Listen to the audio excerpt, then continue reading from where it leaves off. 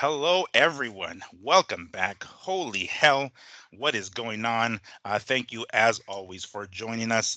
This is Miguel Antonio Barragan, aka Fight Fiend Migs, joined, as always, by my co host, Andrew Don't Get It Twisted Lapache. And this is the Mad Boxing Show, or Mad Boxing for short. Holy friggin' hell, what an eventful week/weekend we had here in the sport of boxing. I'm sure everybody's still buzzing over this weekend's fight, which we will get into momentarily. Everything from AJ and Dubois to Munguia and Biznanian, if I can pronounce the damn name right, Basinian. Stuff that happened, of course, on Friday. More news, UFC boxing news that we want to dip into, of course. Fight announcements, Mr. Gervonta Tank Davis and his fight announcement. Many things we want to talk about that I'm sure we can go to town on for hours, but we'll make sure to condense it to just a couple for you guys. But before we get on to that, Andrew, what's going on, dude? How you doing? Hey, what's up, Miguel? Um, it's a sad. I don't know how sad it was what happened this weekend, right? We can say it's the end of an era in boxing, but also the beginning of a new era in boxing, right? We got two announcements to go over this week. One, the fight last night, and then obviously the Dana White big news. Mhm. So I don't know how I feel about. You got mixed emotions. Yeah. I don't know if I'm sad about both announcements, but yeah. Happy And about then, them. we'll see. Not that either. I don't know what his plan is yet, and we'll talk about it. I don't know what his plan is. I don't know if his plan is just to get into Jake Paul's money and take away that little avenue, or if he's really talking about getting into boxing. Like, are they going to go after Canelo? Like, a company that is, I don't want to get into it too early, but that's what I was looking at. And then my Raiders aren't on TV, and that really sucks this morning. It sucks for Junior. He's out there watching the fucking Niners. They're winning. So it's not bad. It's bad enough that he's watching the Niners. Now the Niners are winning. Yeah, now they're winning. He's probably not even watching anymore. But they lied to us. There's a lot of fans that were okay with the move because they thought the Raiders are going to be on TV, that their numbers are good enough, the ratings are good enough that they would be on TV, and they lied to us. They are not on TV. You have to purchase the NFL ticket. You know how much it was when I went to go look? Let me guess. $200. That's $200. Four payments of $119.75. Damn. Yeah, bro. And this is after they already charge you. I want to say we pay upwards of $600 or more for our cable plus internet, right? Now it comes in a bundle. Yeah. They already have us at that, and now you're telling me tap on another almost $500 just to watch the Raiders play on a Sunday? Like, dude, cable's getting. I mean, I know everyone's turning cable off and they're going streaming. They're going, whatever that smart TVs are. It might be time. I mean, this is getting a little ridiculous now. You know? Yeah, Hulu offers it. YouTube offers it. I had Hulu. I went to YouTube. Is Hulu cheaper? I gotta think they're all the same price. No? Yeah, they're roughly the same price. Yeah, I've done it, and the only reason I did it with Hulu was because I added Showtime, because PBC was on Showtime, and sometimes they would be like the last card I watched, so I would DVR it, and with that specific package, Hulu would actually offer a DVR option. But that would be the only reason. And as soon as Showtime pulled the plug on boxing, I got rid of that shit real quick. But I know that YouTube has it as well, but they're pretty much the same price. I think you get your money's worth with that. It is the same price. I don't think you get as much as you would with regular, or I should say, you get more than what you would for your regular cable subscriber. I think, at least, because I sure as fuck did. But it's the same price roughly. But I mean, you do get a little bit more, and you get your games, right? But yeah, it's kind of the same price roughly. So I'm currently following the game on Google. Who are they playing? The Panthers. All right. It's a home opener, right? Yes. Right. And you can watch the game. You can do play-by-play. Oh, jeez. You can live stream it to my house. No, just kidding. I could barely. I know, right? It's like I turn on my phone and be like, "Look, you watch it and watch that shit."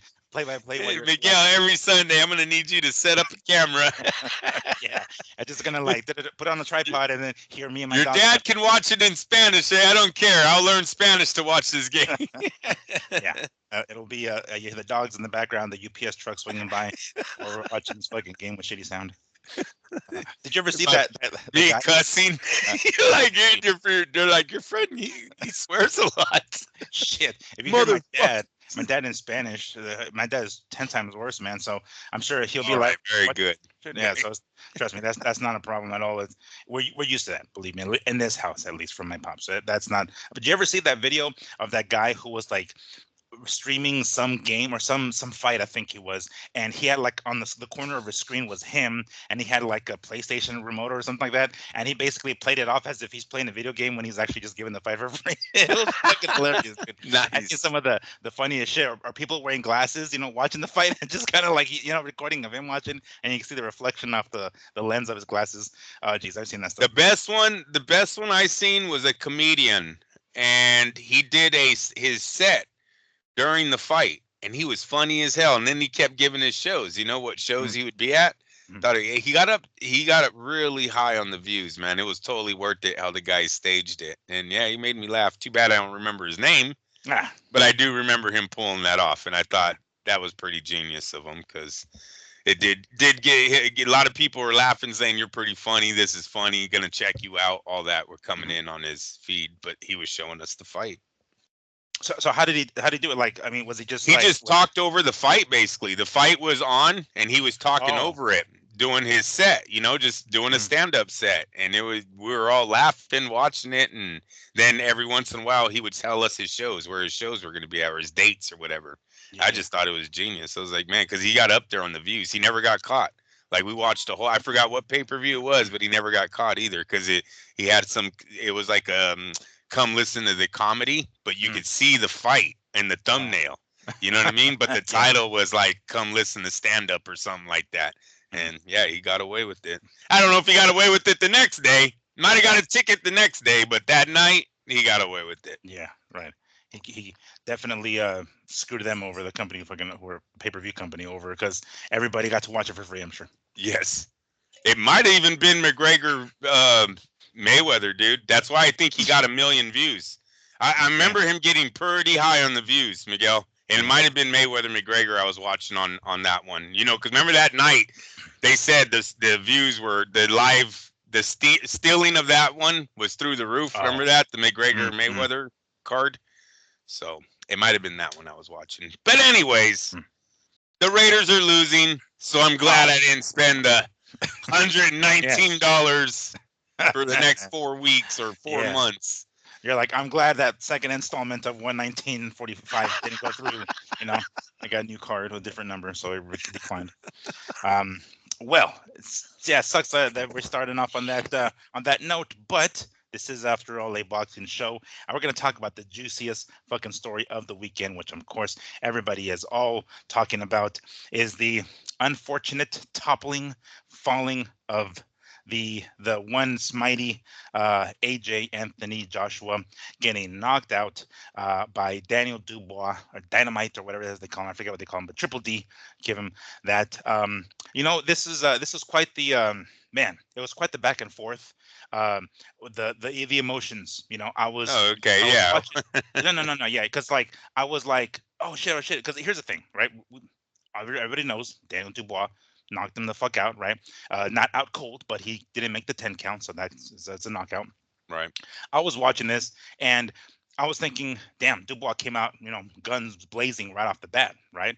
And uh, and towards the end of that first round, he clocked him, and I was like, oh shit, thank God that happened at the end of the round, because I don't know if AJ would have survived how hurt he was here, and it just didn't seem like he recovered during the break. So my emotions were like, oh fuck, he's hurt. He's like, okay, he's okay, he's okay. Like, oh shit, no, he's hurt. Oh no, he's okay. So it was like that was going back and forth in my head. I was pretty convinced that, and as a matter of fact, I mentioned this last week's show, that it was basically AJ versus AJ. It was two AJs up in there, quite frankly.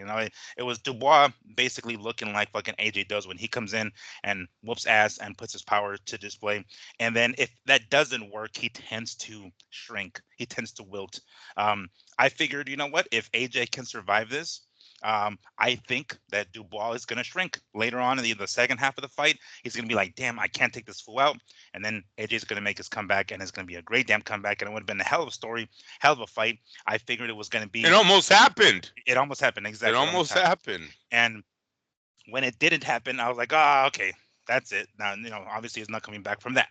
So Daniel Dubois knocks out Anthony Joshua in the fifth. Was it the fifth round? I believe. Um, It was in. Yes. Okay, fifth round. And left him, left AJ face down, ass up, on the canvas as the referee was counting to the 10. It sucks to see. You mentioned it seems as though it's the end of an era, although a beginning of a new one. As that song from Supersonic for that 90s song goes, closing time, right? Every new beginning comes from some other beginning's end. That's usually the way they say. The card was kind of cool. I enjoyed the pay-per-view card overall. It wasn't great, but Oh I guess we could start yeah. with that, right? We could start with the fact that somebody here ordered the pay-per-view for $20. It was kind of out of necessity. Oh, you know what? I got a fucking bone to pick with the Zone. The Zone. I don't know if y'all know this, but I say I experienced this, right? I fork up $20 out of my hard-earned money, right, while I'm making it because I'm actually working while the fight's going on. To order the pay-per-view, right? The DAZN pay-per-view. Well, unbeknownst to me, I guess you can't stream the pay-per-view live from two different devices. DAZN, what the Oh. fuck? So I'm watching it in my room. I thought it's 3. Are you sure 2? I experienced it. I made sure I logged out of every other damn Yeah, device. yeah. You have Right? to. Yes. So I'm watching it in my TV because I'm in my room working, right? Working from home. My pops is in his room and he's like, hey, I'm putting it on, but it's just showing the thumbnail or the screenshot of like, the two dudes, Dubois and what's his name, and it's like not working. So my dad would leave that, right, that video, and go to like the weigh-in show or the pre-show, and that would work, right? It's pre-recorded, and then he goes back to that and like, what the fuck? So then I'm like, let me exit the zone, and then sure enough, it works for him. I was like, what the fuck? So the zone, get on that shit because what did I have to resort to? Y'all know I had to go onto my laptop to watch it myself live. The only way I can watch it, and not through the zone. I'm sure y'all know what I'm talking about. So my dad was watching it live on the DAZN feed that I paid Wow. for. I had to watch it on the damn laptop on the streaming services that will remain unsaid. That's the only way I had to watch it simultaneously when my dad had to watch it because two devices apparently is a thing. I don't know. Was I doing something wrong? I will take full responsibility if I did. If I was doing something wrong and I didn't know what the hell I was doing, but DAZN, get on that shit because I want to watch it in 2 or 3 different devices if I fucking want to for the $20 that I paid for this pay per view. So, just so you guys know, if you guys have DAZN, you order pay per view, you might not be able to watch it on 2 separate devices at the same time. Just FYI. Yeah. But nonetheless, I'm watching this shit right from my room because I do have one of those cables that hooks up from my laptop to my TV, like mirror my laptop. So I'm watching the fight, right? And my dad is hearing me because when AJ gets hit at the end of that first round, I'm like, oh shit, right? So my dad's like oh, because I think it's a few seconds ahead on my dad's feed. So we're like, oh gosh. So anyway, so then AJ, right, does what he can to come back, right? He survives that. So you're wait a minute, hold on, pause. You're telling me that the illegal stream was even faster than the $20 bot one? Oh no, it was the other way around. It was slower. Oh, okay. I thought you were ahead of him. My dad's feed was a little bit, but it was like a few seconds, but it was behind. Got you. Hell no, that should have been something else. Yeah, that would have been fucked. The stream's all doing better. Exactly. But anyway, DAZN, get on that shit. I want to be able to watch it as many devices as I want. But and then AJ survives that first round because of course he gets hurt at the end of it, but doesn't seem to recover. Right, his legs aren't underneath him yet. He's still kind of and I swear every fucking flip flop. How many times was he dropped? Was it 3? Like besides including that last one, I think. Yeah. Did they count it or not count it? Or yeah, because he falls right, and he kind of sort of puts his gloves on and I guess the referee. I don't know how the referee missed it because clearly AJ's gloves hit the canvas, and he was almost in a fucking 4-point stance for a quick second, and he gets back up, and the referee doesn't call it. Finally, he falls, and then he calls it up against the ropes. Then right? He's being beaten from pillar to post, flopping all over the goddamn ring. Every opportunity that Dubois gets to land a shot, he throws it. Even just a jab, you can tell that AJ hasn't recovered. He's still, chinning, and he's still flopping. And then at the end, or I think somewhere in that fifth round, AJ lands a shot, right? What was it? Was it left? I think it was, right? I'm not sure if it was left or not, but he lands a shot on Dubois. Then Dubois does a little stanky leg for a quick second, right? He kind of backs up. He realizes that he gets stunned, and for whatever reason, AJ thinks, oh shit, okay, this is got to go in for the kill. Instead of taking his time, he's got the dude hurt. He himself hasn't exactly shaken all the cobwebs out. He attacks Dubois very much like we would say, maybe not unlike Pacquiao and Marquez 4, when Pacquiao has Marquez hurt and goes in for the kill and then gets killed himself. This is basically what happened here with AJ thinking he has, Dubois hurt. I want to say he might have even hurt Dubois earlier in the fight too. Maybe like the previous round, he kind of like caught him with something that made Dubois think twice. But nonetheless, it looked obvious in that fifth round that he did hurt Dubois. And he comes in and he tries to throw this I don't know, haymaker uppercut, leaving his left hand way down, and then he gets clipped, and then it's face down, heads ass up on the canvas, and doesn't make the 10 count, right? So what an excellent fight, right? It was fun as hell to watch. Pretty much one-sided ass whooping, which I think a lot of people didn't realize or didn't think was going to happen. I want to say somebody during the commentator, I think Todd Grisham mentioned that Sergio Mora did predict that Dubois was going to knock out AJ. When I was watching that and seeing how bad he was hurt, and maybe it's just because I'm an MMA fan, I thought to myself, Ngannou couldn't have done that. Ngannou couldn't have cracked. I mean, does he not hit that hard? He couldn't have cracked AJ that way. Ultimately, it didn't happen. AJ was one that landed first, and down goes Ngannou. But at the back of my mind, I thought, for as fucking sloppy as this fight was, because it was relatively sloppy, like, really, Ngannou couldn't have done that. But regardless, Dubois got himself. No, Miguel, he couldn't do that. I guess he couldn't because he didn't ultimately. There's a major gap between the two. Well, for how sloppy the fight looked, I thought, well, that's pretty much how the fucking fights are.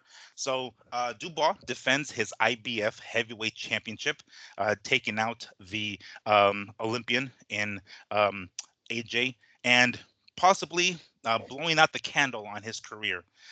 There's been a couple of things that I've seen online in regards to what's next. But before I talk about what's next, Andrew, what did you think of the fight? I'm sure you watched it. Let me know. Sound off. I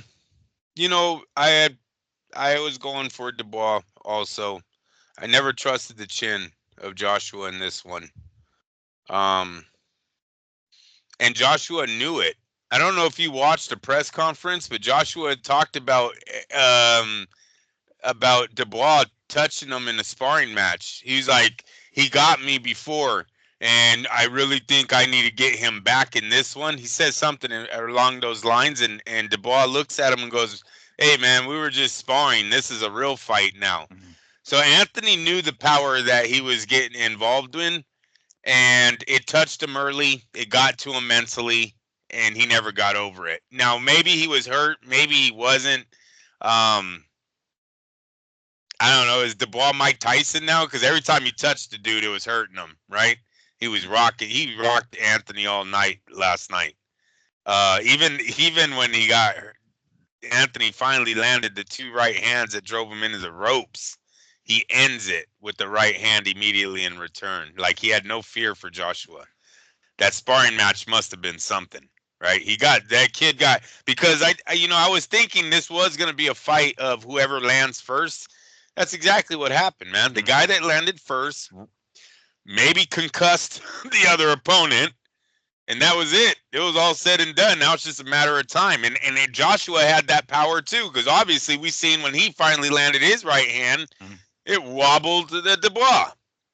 So it was definitely a fight where who was going to land first.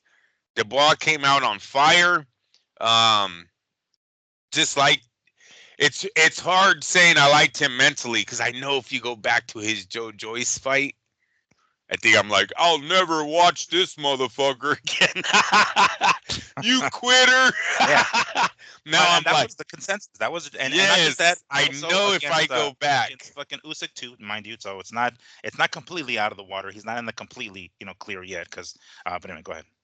He's getting there though. His last 3 wins, all knockouts. He like stepped the ladder, went up every time, right? Miller, Marakovic, or however you say that undefeated young man's name, and then Joshua.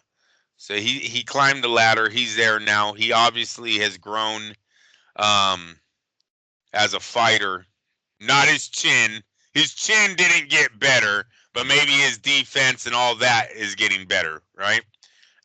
So no, it was an excellent win for him. What a stage. Hey, look, I'm gonna get a little bit into the Sphere thing because I have to, because I liked how DAZN brought up that His Excellency wasn't real happy with last week's turnout. Not only did he have to eat that bill, you know, you guys can shut the fuck up about ticket sales. You know, I know what ticket sales were. They dropped 70 fucking % to get someone in that building. So you could kick that story out. When your production's negative 20 million, you didn't do shit on ticket sales if you only brought in 22 million on ticket sales. And I don't believe that one. Sorry, they wouldn't have dropped them 70% if they were that hot. But whatever. I like how DAZN brought that up about the Sphere not really turning them on. Visuals can't beat the atmosphere that crowd brought. Visuals can't beat the fireworks, the screen, the singing, you know, the national anthem. that music video that they did. What the fuck was that about? We'll get into that one. Okay. Yeah, good point. That is not a part of what I'm talking about. Okay. That was creepy.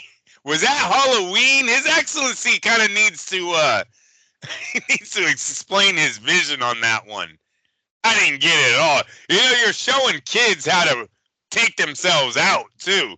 You gotta watch. They were like, "Hey, let's put them in a bathtub and drop some electricity." No, let's not do that. Let's not. What the hell's going on?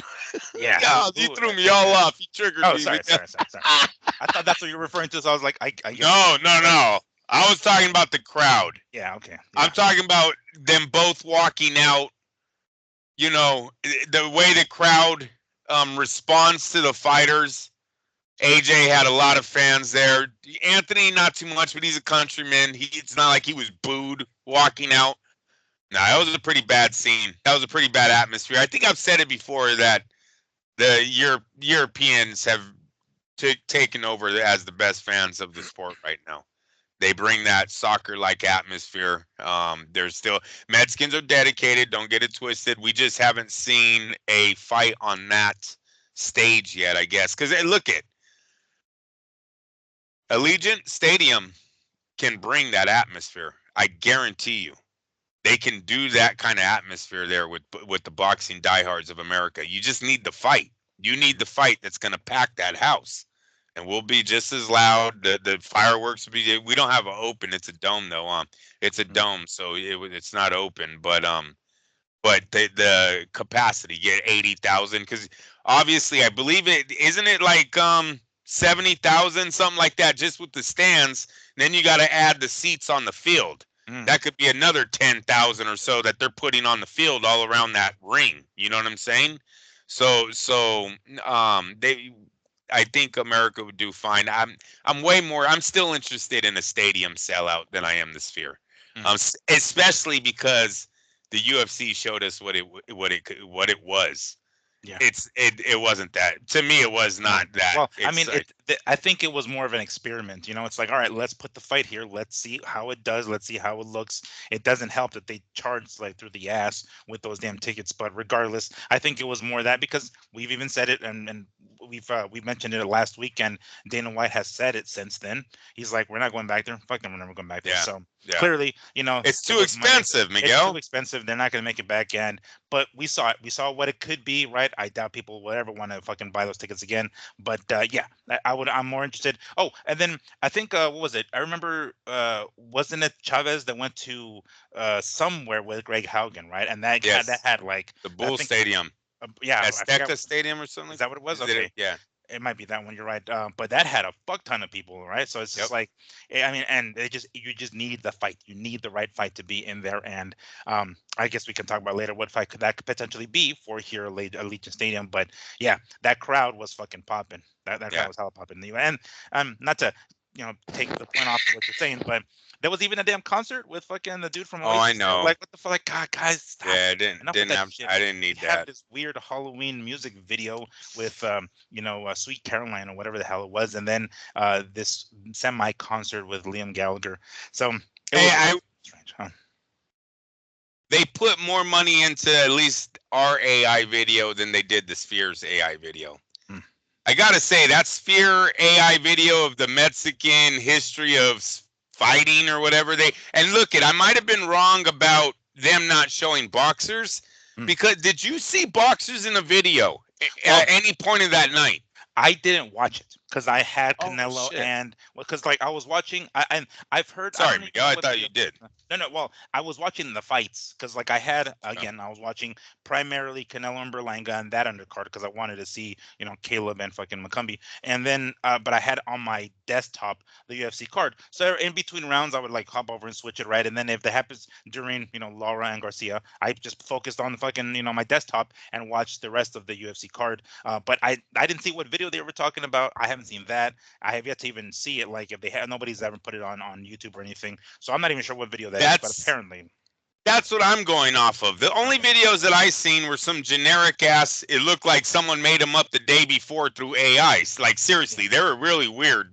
Guy flying in the sky over pyramids and showing like the history of the Mexicans, but I was like, I thought there was more fighting going to be. Like, there's not one Mexican MMA guy you guys could put in a video, you know what I mean? Or show some boxers knocking out some people. Like, that's what I thought when Dana White said I was going to do this video. That's what I was expecting. So either way, at least they look at that AI video. That was AI, correct? We gotta believe that wasn't AJ and them singing, correct? Well, oh my God! You think that was really them singing? I'm gonna have to excuse myself because I was half working, half watching this shit. I'm like, what is this garbage? Try to work and then go back and forth. Now, it sure as hell looked damn good. It sure as hell looked as right them. I don't think. I mean, you think they could convince them? Like, all right, AJ, we're gonna put. I know, right? And then we're gonna lift you in this fucking like I don't know harness, and you're gonna be floating through this bathroom. I don't know. Think about makeup time. Think about makeup time. The guy that's sitting in the fire. There's no way they were like, we're going to do 8 hours of makeup just to have you sing for fucking 15 seconds. No way. It had to be AI. My wife, she's the one that brought that. I was like, you're probably right. She's like, this is all made through AI. I was like, oh, okay, that makes more sense. Because I'm like blown. I'm like, what the fuck is going? Why do they have AJ singing? Yeah, they had the whole card singing. They had a whole fucking card. They had a Josh Warrington singing too. I was like, what the hell is this? But like, he opens it up though. I think he opens up the song. You know what I'm saying? I'm like, what the hell's going on? Yeah, that was weird. That was so weird. Then the whole. They're coming back from death. I don't, what? Fill me in. Halloween thing is the only thing I can think of. I know we don't like to piss off His Excellency. I read the report. He doesn't like people getting him mad. But I mean, bro, that's something. There's some things you got to answer, right? We just need to know what your vision was on this video. It was kind of weird. That was kind of weird. There's a few things. It's growing pains, I think. Because seriously, I think in matter of time, you won't see these concerts. I think that'll go away after he gets enough input on what people like, what they don't like. And the little videos before these fights are probably uncalled for, too. Because it's, I seen it with the Sphere, wasn't impressed. And last night was not impressed with the death musical of whatever the fuck was going. One guy was frozen. One guy was set on fire. I don't like how they had the black guy with the tire around him on fire. Make him drowned or something. You got to do some natural causes. Have him get like thrown out of a hurricane. Miguel, I'm being dead serious. The burning tires, like I don't know, bro. Slippery slope down Yeah, there going. it is. It is. I'm telling you, I don't think he's very well cultured, Mr. Excellency. I don't think. I think he's kind of in his own bubble. People just like, oh, that'd be great. Yeah, yeah, yeah. Do that. Like nobody, nobody says no to his ass, right? So there's a part of me that thinks like I'm not sure if he's, I'm sure he's a very educated man in his own damn country. Everywhere else, his history probably not. I And I watched mean, a lot of movies, man. That tire burning thing is pretty popular. yeah, Better I, watch I that. what do you it's like His Excellency, like here, Mr. Excellency, here's a movie, Roots, let's watch this is gonna be great. It's like, this is how you want to make your music video. So I don't know, this is kind of it was very awkward, and I think watching that, and I was like, thinking to myself, what is the point of this, and especially that dude with the tire. Like, okay, I don't know if somebody, and I would like to give His Excellency the benefit of the doubt and think that maybe he didn't have that much to say in it. He just kind of said, "Yeah, I'll write the check. Y'all do what the fuck you want to do." But the fact that there was a damn concert too, and which is what he has done before with previous fights, I don't know. I don't know how much of a hand he has in that part specifically. Who made the decision to make this damn video? They thought. I mean, again, the event was big, so maybe they thought, well, fuck it, let's just make it even greater and add this music video to it and have Liam Gallagher sing because the stadium is packed for AJ, hoping he would win. Ultimately, that didn't happen that way, but maybe it was just the event. Hopefully, we don't get any more of that. DAZN, His Excellency, if you're watching, if you're listening, I doubt you Yeah. are, but regardless, no more of that, please. We don't need that. We want to see what these guys delivered in the ring is all we need. Trust me, especially if they deliver the way they did then. Back to the fight itself. You're talking about the arena, right? The atmosphere. That was pretty nuts. People were loud as shit, I'm sure. In regards to what could be next, I found a tweet from our good buddy Rick Glazer, who says this. He says, being told by a source that has been very reliable, whoever that is, Eddie Hearn saying that Anthony Joshua will exercise his rights to a rematch. He says this is a real combination of Eddie Hearn's bola bula, what I don't know how that means, babaluba, and wishful thinking. So he thinks it's wishful thinking from Eddie Hearn's perspective. Then it says, as AJ is going the sensible route, AJ will retire. So according to this source, Eddie Hearn thinks they're going to exercise a rematch clause, but AJ is calling for retirement. Then he says, and this is clearly the right decision in regards to AJ retiring. Anthony Joshua has had a Hall of Fame career and is a wealthy man, and he'll leave boxing with his health intact. Congratulations, Anthony Joshua. So, according to what this source is saying that Rick Glazer quotes, Eddie Hearn thinks we're going to go the direction of exercising the rematch clause when AJ himself is saying that he's probably going to retire.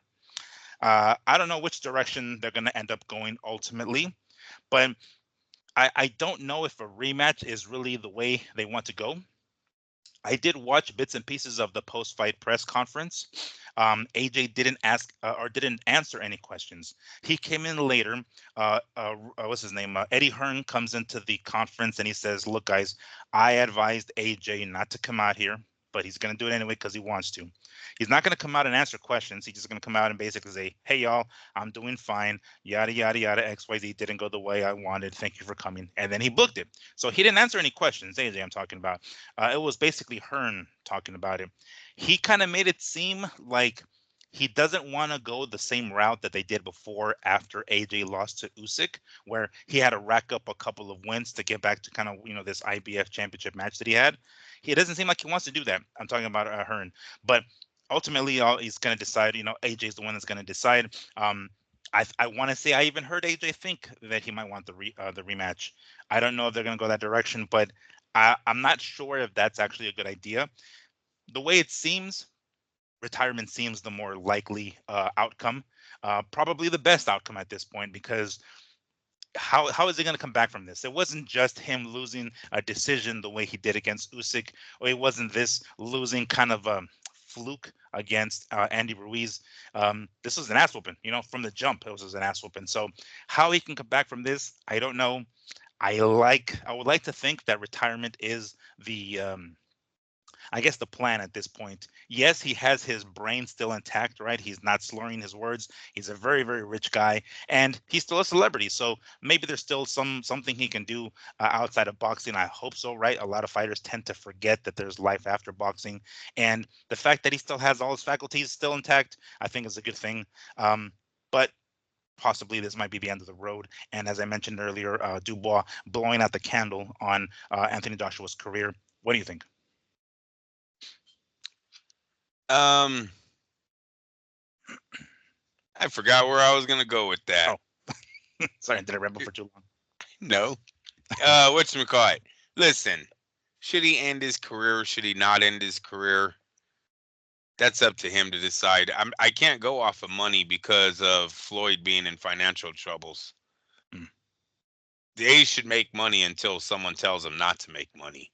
And to me, AJ still has money on the table. I think if Tyson Fury was to lose to Usyk in December, that would be a great comeback fight for both guys. I don't know, call me sick, but Fury versus AJ now is back on the table as a winner goes on, loser goes home match, and it's still intriguing again. I think if Wilder and AJ wanted to meet in a loser goes home match, it's doable, especially because it seems like he just has the fans out there, man. I mean, seriously, how many times has this guy packed in 80,000 plus at it? I don't remember a fighter ever being as successful at selling tickets as Anthony Joshua has been. Chavez was great. We know what he did. He has the record. We get that. But Joshua has done it, what, maybe 4 times in his career where he's went to a 80,000 plus stadium and sold the bitch out. This one, the numbers actually went up to 98,000 were there. I don't know if you've seen that, but his excellency raised the numbers up yesterday. He said the numbers went up. They're up to 90. More floor seats? I believe it was 96. Yeah, well, you seen there was a lot of empty in that arena. At first, Miguel, I was like, man, are they lying about these numbers? And then, dude, I don't know how many people they let in was standing in line or they were at the bar or I don't know. But between the co-main event, that concert, that long-ass concert, and them walking in, damn, did that place get packed. I mean, just like out of nowhere, just the people just started filling up the seats. So maybe it was the walk-in, the walk-up crowd, another 2,000. It was only like 2,000 seats went up. So it very well could have been the walk-up crowd bought those seats, but the numbers went up. So he still, I think that's what he needs to look at. He needs to go and look at the numbers. But if your comeback fight is still going to do 80,000 plus ticket sales, and you have a desire to fight, and if not, then you go home. But I'm not going to say you made enough money because there was a billionaire that I thought made enough money, and now the dude's selling shit out of his gym. They don't have the same spending habits. At least I don't think, mind you. So it's not just solely how much money they make, but also how much money they spend. And we know Floyd is a spender. So we don't know if Josh was the same way, Probably not with jewelry, but he likes to travel the world because I have seen Joshua in a few different places. He's not just a stay-at-home guy, right? Doesn't just go home to mama. So who knows? Hopefully he's not spending as much. He doesn't seem like we see him. We don't see him wearing flashy jewelry, right? We don't see him do that. I mean, I'm sure he's got some nice cars. I'm sure he's got a great house, but I don't think he has a fucking yacht. I don't think he has a car with his $18 million watch, Miguel. A car, an expensive car with his initials embroidered into the seats. I'm sure he doesn't have that. So I have to assume that the spending habit, and he doesn't have an entourage like fucking Floyd. I'm sure he has one to some degree, but definitely not at the level of Floyd's. So he doesn't necessarily have a whole fucking payroll underneath him. I'm sure he has some. I get it, but I'll have to assume that his spending habits aren't the same. So, but even if they are, let's go ahead and toss money out the window. You mentioned that you're like, don't let anybody else tell you, how much money you can make. What if it comes at the detriment of his health? What if knocking all those? Well, no, that's because mind you, he got fucked up here, right? hit the only other time he got anywhere near like that was with Ruiz, and then he did get hurt with Usyk, but Usyk isn't that huge of a puncher, so yeah, it was more like clocking him on the button than it is power. But this was jarring like power that rattled him from the fucking beginning. How many of like again, let's just say let's go the route that let's say he fights Wilder. Let's just say we know Wilder has that shot. He has got that money maker, that equalizer, that right hand. Is AJ going to be able to withstand that coming off of this? Let's say another, even if he packs the house 80,000 or 85,000, whatever, and he gets his ass handed to him again. Let's just say that's more. So at what point does somebody else step in for his own benefit? Because sometimes fighters have to say, be safe from themselves and say, dude, that's enough, no more of that. Yeah. Yes. I don't know how to say it without being the creep of the show, but they're adults. He's a grown man. We all know the games that we pick to play and the rules we play by. So if he has the fire to continue, risk it. What was this saying yesterday? Risk to be great. What was he saying? He's like, I risk to be great and come up short, whatever. Then he has a lot of money that's still on the table. To me, he's not damaged goods yet. I haven't seen it yet. I can't say after Saturday, because look, it was a great fight. Sure. Not only is it a great fight, he hurts Dubois. Like, I thought it was. Listen, you know what it was? And now get back. You know what I was really upset for Dubois?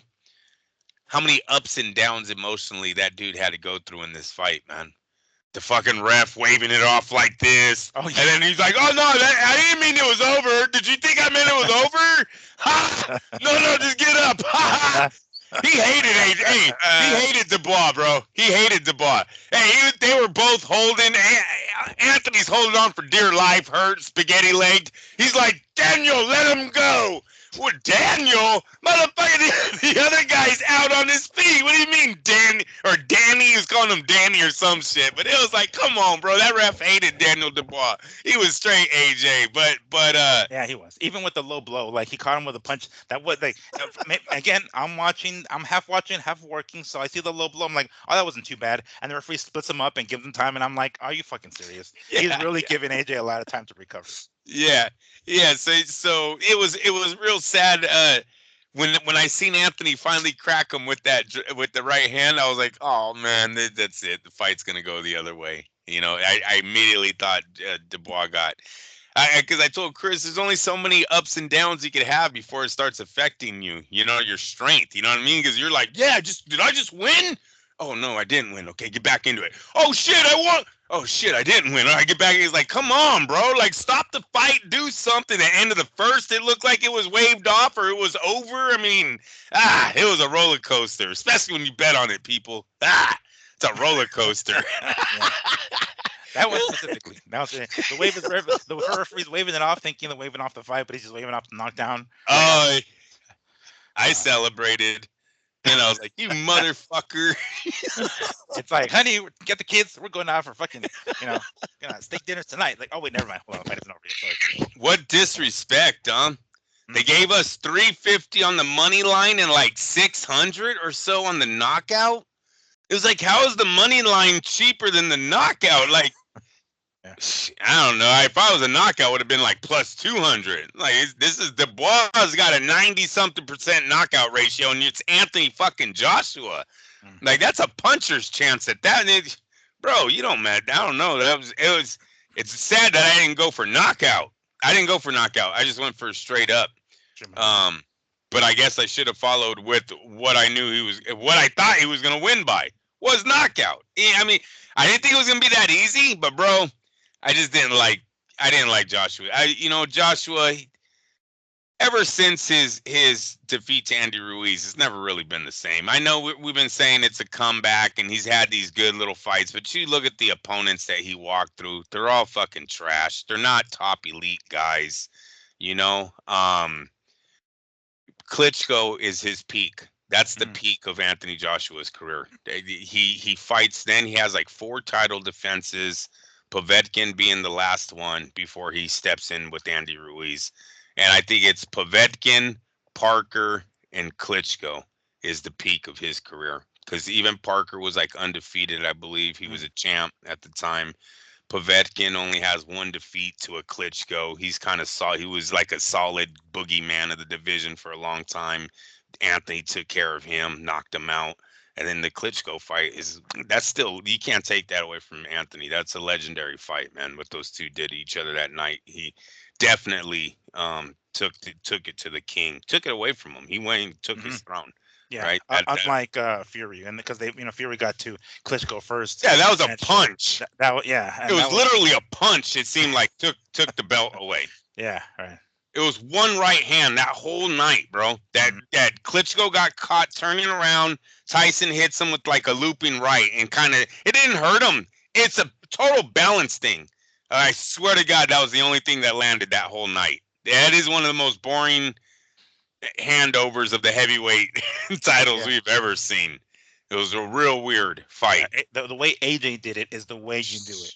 And uppercut. Yeah, the uppercut went around the world. That thing went viral, bro. That thing went viral. So that was his peak. Unfortunately, after the Andrew Ruiz debacle, he's never the same. Eddie Hearn got it wrong. DAZN got it wrong. I've been saying that for a while too about DAZN. I think got it wrong with Eddie. They didn't even pick the right guy in Britain. Sorry, Frank Warren's always been better. He had Tyson over AJ. He had the big five immediately slaughter your stable. I want to bring that up too, because you sent me that video with His Excellency and Eddie Hearn, and him saying like, yeah, next time you're out, right? And Eddie Hearn's like, no, watch. This win by AJ is gonna be worth 10 times that. And then AJ gets fucking slaughtered. So now it's like, oh shit. So I wonder if His Excellency like looked over at Eddie, was like, what were you saying, fool? Like, did anybody catch Eddie Hearn staring at the floor during the main event? They caught him. Shit. Miguel, he's staring at the floor like a little boy that just doesn't know where his parents are. Seriously, he is lost on the sideline, because I think that was a clear threat what His Excellency sent him or told him in that video. I'm sorry, that whole goodbye. You don't ever want your boss saying, we'll miss you. No, I'm going to be asking questions too. If my boss sends me in and goes, hey, Andrew, we're going to miss you next week, eh? Just, if that job, some of your jobs have been, right. And if this one is, that to me, I'm getting fired, bro. Right. Sorry. And then my job fucking failed. My job failed big. Was it exciting? Yes. But I think His Excellency is looking for a guy that knows how to get winners. I'm telling you, you get so much losing, you guys, at some point, you got to look at the boss, because he's not motivating his fighters. He's babying them. Right? You got to put a little fucking drive behind these guys. Hey, sorry, you got paid that $1 billion from DAZN. Maybe you overpaid these dudes. Maybe you should have been doing more 3-fight deals and not fucking 7-fight deals for $380 million. We know he was pocketing it, right? At least on the AJ one, he pocketed some of that. That's his guy. Yeah. Seems like that shouldn't even be legal, but whatever. I know. It seems like a conflict of interest. Oh my God, big time. Big time. Why he's writing his own check? Yeah. He's like, I think you're worth. Let me ask what's my percentage I get off of you? Yeah. And he's like, another zero. I'm like, oh, sorry. Okay. There you go. Wow. Okay. Well, he looked lost. He looked lost. He looked in good spirits to some degree. I'm talking about Eddie Hearn during the post interview and in the press conference. He didn't. I guess maybe he just didn't want to, present like he was that. You can tell he was gutted. He was totally fucking gutted. You can see it in him, right? And he said it himself even during the 5-on-5 with Queensberry, that it's just like, there's only so much he can do, right? I mean, he can motivate the guys as much as he can. He can sign the checks as much as he can. But when ultimately they're in the ring and they don't deliver, His Excellency is going to notice that. And clearly he's noticing that, especially with this much. Now, was His Excellency maybe just pleased with the turnout? Maybe, yeah. So Eddie's guy lost, but the turnout was fucking great, right? The concert was damn great. I'm sure he's loving that. Frank Warren's stable is better than Eddie Hearn's top guy. Think about it, Miguel. Dubois just knocked out Anthony Joshua. That's not even his Tyson fucking Fury. Yeah. Frank Warren's sitting back like, ha! You guys picked this dude? What do they say in English? What's the big word? What do they say? They don't say cunt. Give me a word. What do they say? Bullocks. No, bullocks say Yeah, bullocks. bull. Yeah, I know. I always hear Tyson say something. You guys know what I'm talking Bloke, about. like this bloke. They say bloke all the time. There you Like go. this Yeah, fucking bloke over here. this fucking guy. He can't even beat my B fighter. Let alone he never even touched the A fighter. He never even got close to him. Oh no, it's a total loss for Eddie. No, and you know what? Whoever gets that picture, dude. You can make this. It's a meme. He looks so bad. Miguel, the camera caught him. They're like, look at, he's getting fired. Want to see the guy that's getting fired? Yeah, want to see this guy's gonna swing by HR to get that. You know, the zone's already planning his walking papers, bro. Yeah. They're like, are you fucking serious? We could have had Tyson Fury and Bob Arum in our back pocket, and we take this guy and he just total shambles. The whole thing's shambles right now. He's got no American fighters. All of his English guys basically lost to Mexicans. Every time they try to bring an undefeated UK guy, Great Britain, whatever over there, from whatever, try to bring him out, they got beat. What star has he made? He had the crossover. He had it. He owned both sides of the pond. What star has he made? Can't even get Eubank a fucking fight. This kid can't pass a fucking drug test or something. I'm like being dead serious right now. Like, this was Eddie. I know why you're looking like that, Eddie. You've already been told. He's already been told. They got the box ready from like, here, empty your desk. Like, yeah, Monday. Yeah, Monday, right? Boy. He's gonna be walking out with the fucking like little statue sticking out, like, you know, number one promoter statue. Like, all right, I'm walking out of here, clearing out my desk. Back to Daddy's house. Yeah. I hope they kept his room. Yeah, you guys didn't rent the room out, right? You guys. No, you seen what they did in the mansion, right? No. So the Pops moved out. I seen this on a DAZN special. The Pops moved out of the mansion and they made it the Matchroom headquarters. So so they all work there now. It's like it's a cool. I mean, what a great building to drive to every day to work, right? But yeah, Eddie's probably moving back into that bitch. Yeah, Eddie will be working from home now. Yeah, for a hot minute at least before he can prove himself again. So that leaves the question now. Daniel Dubois. What is next for Daniel Dubois? Well, I've seen a couple of tweets or Instagram posts of Mr. One Zhang, talking about, hey, you, me next. Like, oh shit, okay, so clearly Zhang has his eyes set on Dubois. I don't know if Dubois want to go that route, or he has himself his golden ticket now, right? He can get himself cashed in with a big ass money fight against whoever comes out the winner with Usyk and Fury in December. Granted, he's already lost to Usyk, but there's that controversy with that low blow that wasn't really low. The referee giving Usyk definitely time to recover, even though the punch was on the belt. It looked like it was on the belt line for me, so I didn't consider it low. But regardless, there's controversy, there's a story, there's a backstory with a potential rematch between Usyk and Dubois if Usyk gets to come out on top in December. But if the Fury is on top, well, hey, we still sort of kind of to some degree have the two Brits, fighting for the number one spot at heavyweight. So he's got options like a motherfucker, right? Besides that big ass paycheck, he's got options. Huh? He is the new face of the heavyweight division by your standards. Then, if you really think that punch, and I do too, so I can even throw my name in this hat. If he really did knock out Usyk with the body shot, you're telling me this young man has stopped both AJ and Usyk, and we're not considering him the future? Mm-hmm. Yeah, that's definitely that's one way to look at it for sure, right? That's definitely one, like, what if and that's a controversial one, right? Because we don't even know if they would, if under any other circumstances elsewhere that would have been a regular punch, a good punch, I should say. But let's say that was the case. Oh shit, this dude just stopped two dudes right at top. The only person that's left would be, I guess, Fury. But he's got plenty of options. What do you think would be the best? And you know what? By the way, there was somebody else out there that I saw this online, right? I doubt they'll even go this direction. I'm talking about Dubois and his team. I doubt they'll go in this direction. But the guy who's, again, name I have difficulty pronouncing, who beat a real baby, the real big baby, right? Anderson, the dude who beat Anderson, that motherfucker's still around. That dude's Book, yeah, Boke or something like that. Yeah.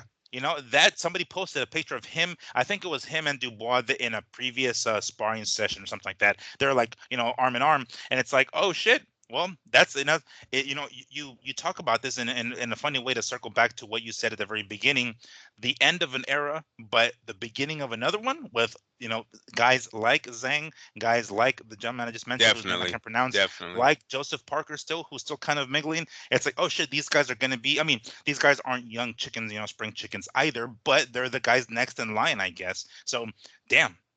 That we used to have as Max Kellerman used to say, the three-headed monster at heavyweight with Fury, Wilder, and AJ. But now it's like shit. We have Zhang, we have Parker, and it's like the four kings, I guess. But in heavyweight, it's like the fucking five kings, or however many there are now, because they're all fighting one another. And granted, we didn't get Wilder, Joshua, we didn't get Fury and Joshua, but dude, I think we're going to be up better, pretty good, well off, even with those guys not in the picture, with everybody who's coming up now. And yes, and we still have opportunity for it because there's a lot of people picking Usyk to win that rematch, and I know His Excellency would be. Let's just say there's probably a heavyweight tournament coming in the horizon for His Excellency because they love heavyweights. I think so much out there in the Mm-hmm. Saudi Arabia market. I do think they could put something where the heavyweights would all be on the same cards. All these guys would be making money. I'm telling you, Tyson Fury versus Anthony Joshua, I think still sells. I really do. Even off both of them getting beat. It's just a fight that everyone has wanted to see, and if both guys are kind of coming off of losses, they're kind of equal again, right? It's not like, oh, well, you got him in his prime. Everyone would be like, what? Tyson had lost twice to him. It was still, we just wanted to see them throw down. So yeah, I see His Excellency still looking at those fights, even if both guys were to lose. um as far as the Zhang Dubois, no, I don't want to see it yet. um I would rather him exercise the rematch if that's the way they want to go. And the only reason why I say that, Miguel, is because Anthony Joshua is 34 years old and he might be thinking of retirement. So why not make the money that just, they put 90 something thousand in there. The rematch might put 90 something thousand in again. I don't know how those fans, maybe the fans come back the next time as more Dubois. Maybe you'll see a switch in the fan base, but still the 90 something show up to watch these two warriors because I think Anthony has a great following. Those guys have always seemed to back him in all of his fights. So I would go with the rematch. Eddie Hearn did say that. He said it immediately after the fight, though, so he probably said it without actually talking to Joshua, right? And he Yeah, was just like, he it jumped the was gun a little bit. Yeah, exactly, exactly, and because it was so successful, right? That's all they see is the green, right? the dollar signs in their fucking eyes. Yeah, he's like, don't worry, I haven't told him he made 25 million tonight though. When I tell him that, trust me, he's gonna exercise a rematch. That's probably what whatchamacallit was truly trying to tell us right there. Um so either way, if they don't do the rematch, maybe go back to the UK with a title defense or something. Go look for a gap filler while you're waiting for your big ticket with either a rematch with Usyk or Tyson Fury. I still think they want the Tyson Fury over Usyk. Sorry, it's just Usyk. I know he's getting a little bit more of a market behind him, but he's not Tyson Fury. I think if Tyson was to come back and beat Usyk, that Dubois and Tyson Fury fight at Wembley at the same place they just had this one is a fucking another ticket seller. So I would wait if I'm Dubois. I would wait for that fight. Dubois just went through a great run. Mm. Usyk, Miller, Herichevic, however you say his name, and now Joshua. It's a great run of fights, man. He came out with the championship title and knocked down two of the best fighters in the world. So, and knocked out, dude. He's knocked out everyone for like 6 years. Did you see that stat? No, no. All Yeah, of his wins, bro, have been knockout. Yeah, and then they almost counted out Usyk. yeah, they Like did. that fight was almost a knockout, dude. Like this guy he's getting better before our eyes, and really when he went down to Joe Joyce, it was an injury, right? Yeah, I know yeah, we that. gave him shit, but it was really the eye got so swollen that he went down. Um, Shit happens. Maybe it was just a bad, it was just that night. But fuck, talk about heart, chin, everything else seems to be fine with this kid. And that resume is getting real good. Usyk's resume is looking better with him having the knockout, because obviously he comes back to knock out Dubois. So now his resume is looking better with the knockout of Dubois. So yeah, it's interesting place where the heavyweight division's going. As far as America marketing, not too good, right? At least we had Wilder in the last era. We don't really got shit right now. No, well, Anderson just got his ass handed to him, He so just got his ass handed to him. prospect. I Now, did what want to mention. about Boak? What is Boak? Do we know if he's American? No, he's not American. No, He's not American. He's what is it, Nigerian or something? Or I forget what. Oh, okay. Yeah, Oh, that's he's out cool. there. No, he's definitely not American. Funny that we were talking about this. We briefly brought up Joe Joyce because when Joe Joyce fought Dubois, if I remember correctly, they were both undefeated, and Dubois lost that one, and there's where his O Yes. went. And Joe Joyce was on a nice little run. I'm looking at it here. Then loses twice to Zhang. Gets a win and then loses to Chisora, of all people. It's like, fuck, dude. It's like you look at where they are now. Yeah. Those guys. It's like losing 3 of your last 4 fights for Joe Joyce. Two of them being fucking KOs to Zhang. Those are bad. And it's like, wow, who would have thought when we saw, because they were both prospects. They're both big names. Coming up with Joyce and Dubois. And then when Joyce was one that ended up coming away with the victory, we're like, all right, well, this guy's gonna go, to the top, and we're gonna end up forgetting about Dubois. And here we are. When the fuck did they fight? They fought back in 2020. So 4 years later, the complete opposite. We have Dubois at the top already. Joyce might be done. He might be done. Yeah. He might be fucking done. Isn't that fucking crazy? Yeah, but that dude out that you're talking about, he's from Nigeria. I forget his name, Bakoli or something like that, like Bakoli, BAK. Yeah, he's I don't know from somewhere else. He's definitely not American, but yeah, there goes that. I mean, I think we've kind of, as American fans of heavyweight boxing, I think we've already come to terms with that. We're like, all right, we're not going to have one of those guys. We had hope in Wild, so we all tried to back him up, and then the potential of what Anderson had, the kind of, it's a loss and it's a bad loss. Maybe he can come back from this and he can continue going, and we can kind of get behind him again. But I think as American fans, we've kind of already come to terms that the heavyweight division isn't going to be ours, hasn't been ours for quite some time, and isn't going to be ours for quite a while. The way things are going, especially with now with Dubois, who's they're going to keep everything over there in the UK. I guess what I'm trying to say. And he's only 26. Oh, and really, Dubois only 26? No shit. He's very young, man. So if he's getting better, watch out. He might be here for a while. Definitely got power in both hands. Definitely. Because even with him just dropping Usyk's fought in a lot of bad dudes, man. He ain't been dropped like that, right? So. Yeah. Interesting to see where this goes. We're gonna have to wait. I think it's December where the rematch with Fury and Usyk takes place. So see what happens then. December 21st. Yeah, December 21st. And I want to say, I think did I forgot who the fuck said it, but I think it was Frank. Was Frank Warren that said it? About I think it was him that said that Dubois might not wait the rest of the year out without fighting. He might fight one more time between now and Christmas time. That's the way he made it seem, at least. So we're gonna see Dubois. Chances are back in the ring one more time. Let's hope it isn't against a fucking monkey wrench. This someone's gonna come in here and fucking. Watch out, Lopez! Don't be Telefimo, eh? Yeah, let's not do that. Yeah, we let's learn from other people's mistakes. Yeah. Put that in the news, dude. Put that in there if that ain't in there. You don't know, do you? What? But what Lopez said. Oh, what he said about was it who was talking about Davis and Crawford? Yeah. Oh yeah. Oh, I know what he said. Okay, good. Yeah, all right. I know what he said there. The way he came out, I think people are like doing one of those double takes with what came out of that motherfucker's mouth. Poor choice of words there, Lopez. FYI.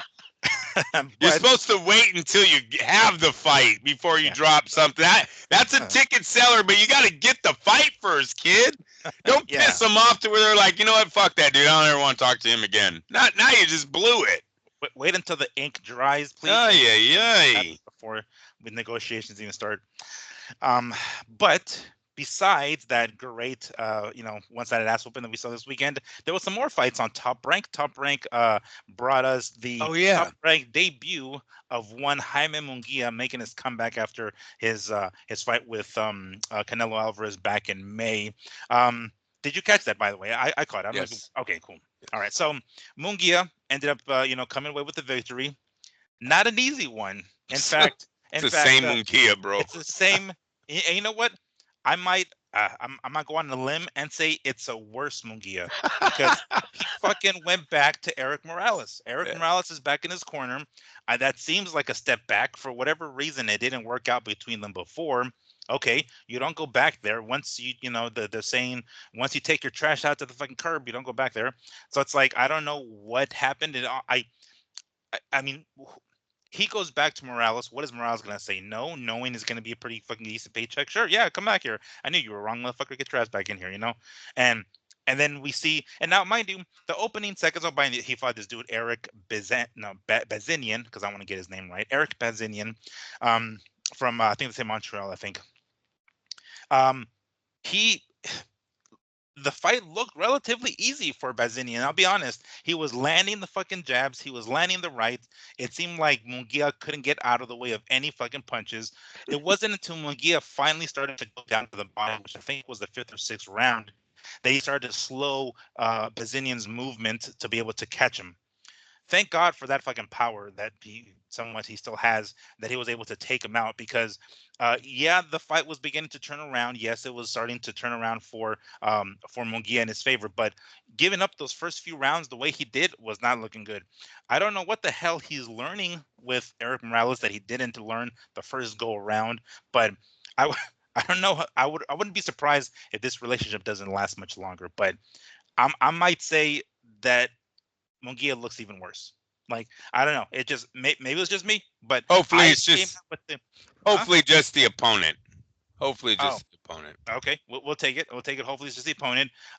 He ended up winning, right? He finished his opponent. He stopped him. Okay, that's good. It's a good comeback fight after losing to Canelo. All right, Munguia is back, right? To some degree, we're like, all right, cool. Munguia is back. In the post-fight interview in the ring, he calls out Berlanga or Plant. Okay, I'm down with that. I don't think I don't think he beats Plant. I think Plant takes his ass to school. Um, Berlanga, he has a better chance of Berlanga. Berlanga gets a little, he kind of gets a little chinny. He gets hit, so maybe he has a better chance of Berlanga. Whether or not he beats him or not, I guess is another conversation. But I'm down with that.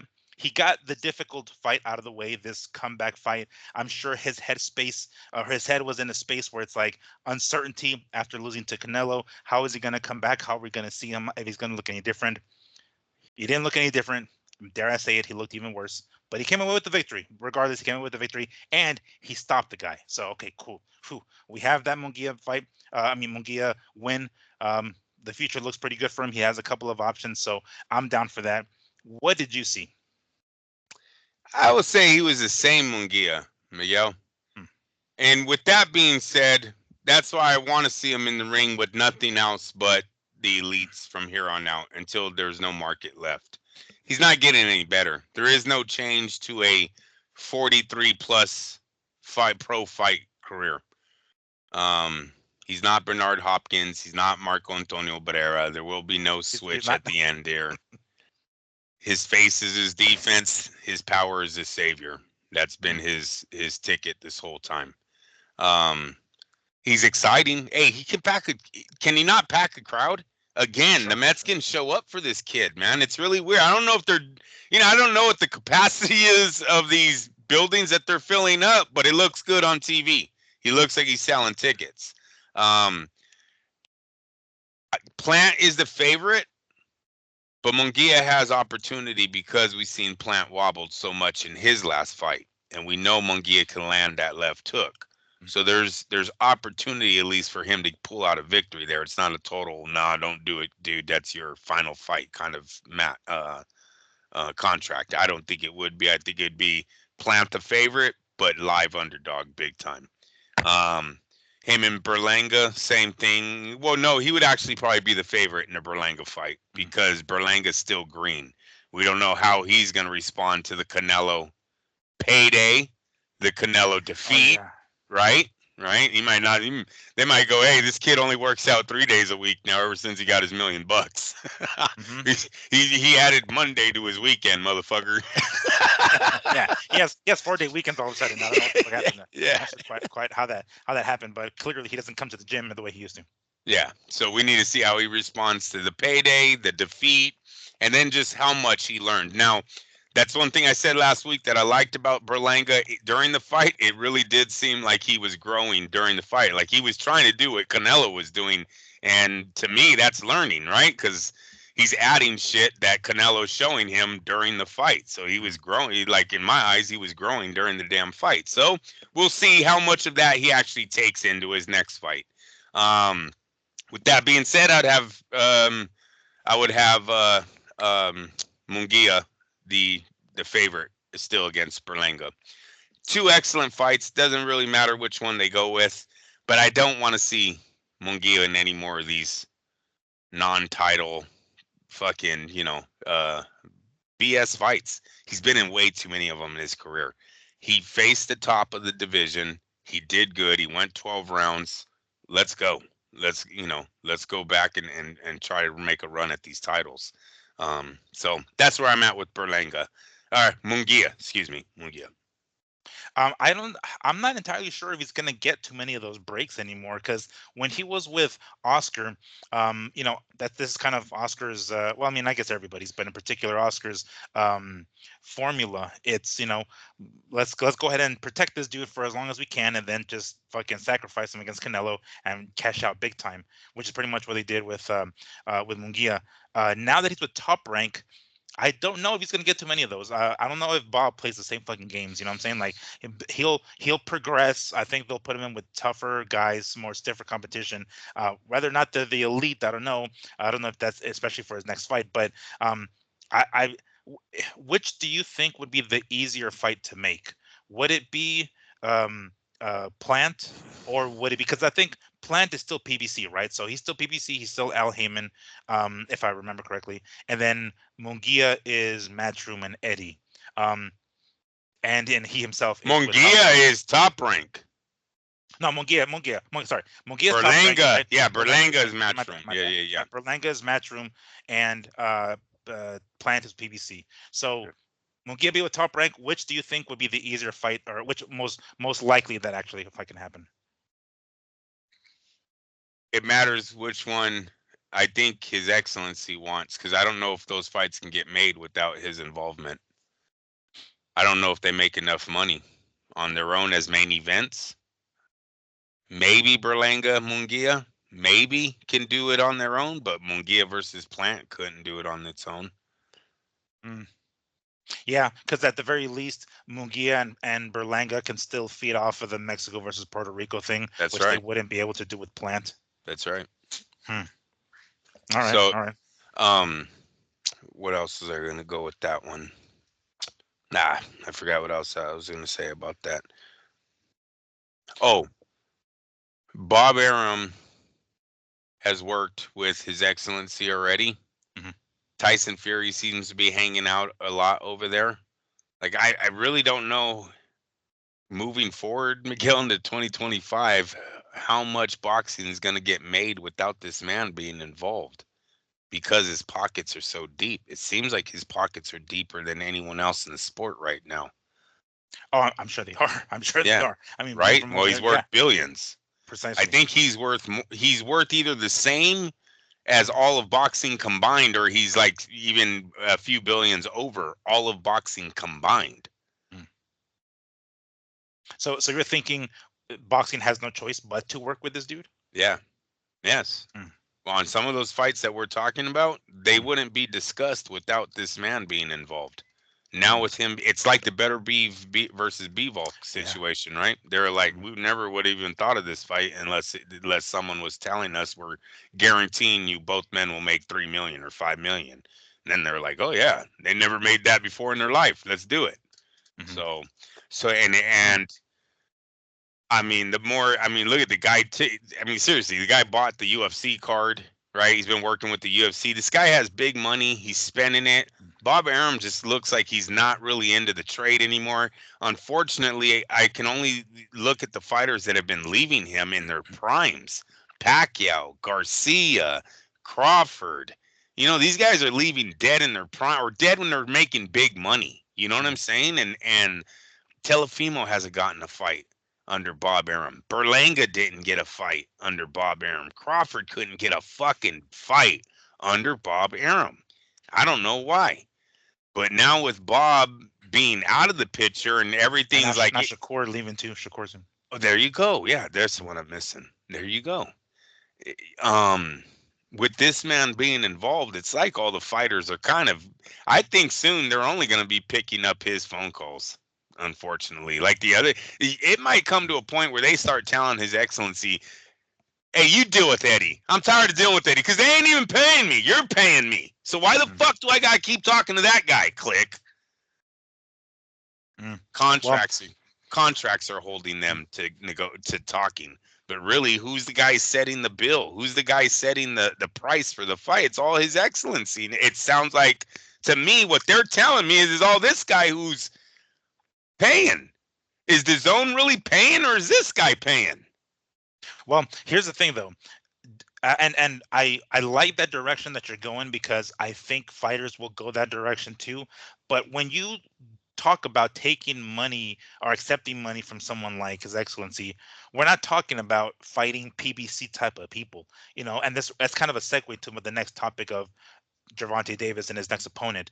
You don't deal with His Excellency, chances are you're going to find these kinds of opponents, right? Which maybe the fighter wants that. Maybe the fighter wants a good payday with no fucking risk. But when we're talking about His Excellency, talking shit about Canelo and saying he only wants easy fights, if we're talking about getting paid the kind of money that His Excellency is willing to pay, it's because you're going to have to fight tough motherfuckers. It's because you're going to have to fight. We're going to have to see Bivol and Beterbiev. It's going to be those kind of fights. It's not going to be no, Tank and Lamont Roach Jr. Sorry, I'm, no shade on Lamont, but he's going to,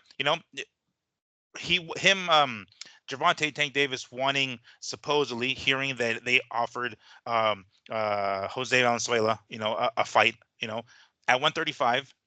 But he has a belt at 140, so it's like, no, I'm not going to go back down to 135. And then they offer a 130 pounder in Lamont Roach Jr. to move up to 135 to fight him. It's like that's the fight that we're going to get if His Excellency isn't. It seems as though involved. That His Excellency isn't involved. So that's kind of the segue that I was going with. Again, no shade on Lamont Roach. I interviewed him several years back. The dude is a good dude, but he's got to move up from 130 to 135 to face the biggest opponent of his career in Gervonta Tank Davis, a guy who's one of the faces of boxing. I want to say he's the face, but definitely one of them. And that's the rumor. At least I'm not sure if there's on a specific date or a specific venue or anything like that. But that's the way it seems that Gervonta Tank Davis is going. This is the kind of shit that we're going to end up. I don't know. And here's the thing. We know there's a very, very good chance this is going to be a pay-per-view fight. I don't know if they're going to do the Amazon Prime like regular TV fight type of things. I'm not sure if Gervonta is going to ever want to go back to those kind of fights. At this point, he's been on pay-per-view for I don't know how many years now. I doubt he's going to go back. They're going to have to do some really hard selling to sell this fight. This fight doesn't happen. This fight won't happen. I can guarantee you. The Gervonta and Lamont I've been on a good hot streak, Miguel. I'm guaranteeing you. This is what do they call? Lock the bet or what? Lock it in. This fight ain't not at that price. Not at 35 million. He ain't making no 35 million off of Lamont Roach Jr. Sorry. If Canelo Alvarez, who's the king of this sport, showed last weekend, I don't believe these new numbers that are being pumped out by MMA streams. If the numbers are real, he's the king. He can't make a guy like Lamont Roach Jr. a $35 million payday. Tank isn't fucking doing it. Their numbers reflect off sales. Their sales on pay-per-view have sucked. How the fuck is Lamont picking those numbers up? If anything, this is a breaking point for Davis fans going like, you know what? I'm done. I'm done. How can you be in one of the hottest divisions for like fucking 8 years I mean, when did the Four Kings start, Miguel? When did we start that bullshit? This kid hasn't fought what he fought. Ryan, he fought the only king that didn't have a belt. That's who he fought. Yeah. Mm-hmm. Nah, I think this is a breaking point. Like, I'm going to pass. This is a hard pass for me. And he better get that pay-per-view out. I'm telling all of you guys right now, you better get these $90 pay-per-views out of your system because the $20 pay-per-view is here to stay if His Excellency is. Sorry. Once the fans start getting used to the $20 Saturday, we ain't going back to no $90 Saturday to watch you fucking knock out within 8 rounds another opponent that everyone thought you were going to knock out. And a piss poor undercard on top of that. Yeah. No, dude, it's not happening. Once they see that the ticket sales aren't making the price even coming close to what they owe the fighter, I can guarantee you that the closed circuit sales will be nothing for this fight. No one even knows his opponent, let alone Gervonta's kind of being coming an afterthought, dude. Like, you weren't that special. Seriously. That Garcia gave you a little bit momentum. I don't know if it's 2 years worth of momentum, bro. You got to come back with somebody. But you see what he did? He did it. You know what I'm saying? That's the point. Like, face some of the other top dudes and you get these big paydays. That's the point. That's why you know I like the fact that His Excellency is in the picture, because with great risk comes great reward. You fight another top-notch dude and you beat him. Fuck yeah. Ain't nobody gonna say no to your $35 million payday. Do that the way you did it, go, you know, not in the same fashion in regard to, like, you know, the rehydration clause or whatever, the way he did it with Ryan. But regardless, another top dude in the weight class. Mind you, he's fought at I'm talking about Gervonta. He's fought at 140 before. You know, he beat fucking Mario Barrios. So why not move up to 140 and face the dude who just beat Pitbull in Venezuela? If you're gonna offer him a fight, go to 140. You've been there before, motherfucker. It's not like you haven't been there before. So rather than that, he wanted him to come down to 135 or choose Lamont Roach to move up from 130 to 135. Man, this would be a hard sell. Huh. It's almost like they're begging him and Leonard Eller are in a room begging that the PBC platform's gonna have a second wind, right? Like, no, don't worry. Heyman any day now is going to strike a deal that's going to get us fucking 700 million again. We just need to play it off. Maybe they know something's coming down the pipe that we don't, but they have no desire to prove themselves in this boxing ring at all. No. They really don't. And I think it's about time we call them out on it. I've said it before. I know. You've been calling them out for a minute. You've been calling them out for a minute. Yeah, no, we forfeit or boycott this fight. Sorry, Lamont Roach Jr., but you don't deserve a shot at Gervonta Davis for a stupid price of $60 to $90 per purchase. No way. And I don't give a shit if David Benavidez is on the undercard, because right now David Benavidez don't have a fucking future that I'm interested in either. I'm not interested in the cruiserweight division. I'm really not. Are you moving down to fight fucking Berlanga, to fight Canelo, to fight the winner of Better Be Bivol? Give us something. But you doing another cruiserweight fight, I won't be tuning into either. And I'm really not tuning in either way if it's over $60, because it's just not worth it anymore. And it's gonna be. It is. Because he's asking or some shit. If they're real about what they're saying about his 35 million or what is it, 30 million per fight. If those numbers are real, of course it has to be. How else are they gonna make money? We know that selling out a venue in Washington D.C. is not bringing Las Vegas money. I'm sorry, those front row seats aren't $20,000 in Washington, D.C. or in the Barclays Center, or, you know what I'm saying, bro? Like, yeah, you sold out those venues, but you guys made $2 million. There's another sport that used to do that a lot. I won't get into it, but you hear what I'm saying, right? It's the price of these fucking tickets. Like, that's what makes going to Vegas and going to New York maybe so big, right? Madison Square, I should say, Madison Square Garden. So big when you go there and you sell out those venues, because those customers are used to spending top dollar to watch boxing matches, not fucking Dallas, Texas, or Arizona, or even California. You don't come give a shit. You know, it sounds nice to say you sold out the Bay Area, but go ask Joe Guzman how much money they made, and he'll give you a real truthful answer. Yeah. He's like, fuck, we got to fucking give them away to say. He said it when he was like, got to give them away to sell them out, though. Ha, ha, ha. I was like, oh, damn, Joe. Andre's not going to be happy with that comment. It's like, is Andre around? Cool. All right. I forgot to give him away. Like, no. He's Fucking in the next room. Lower your voice. 18,000. We're here. Yeah, $2 a seat. Yeah. And so, yeah, you get to bring a Pepsi can and switch it, trade in canned goods for fucking tickets because it's like a fundraiser in this bitch. Yeah, Like, so it's very, very hard to make 30 million on just the seats. Now in Vegas, we seen, what was it? Canelo Triple G, I think, was one of the last big ones. They did well, Canelo's last fight did 17 million. yeah. Right? So there are times where the live gate can bring in a fighter, half a fighter's paycheck, where you're like, oh, thank you, Jesus. Now I just got to make the rest off of the TV and pay-per-view if you're working with pay-per-view. Yeah. Yeah.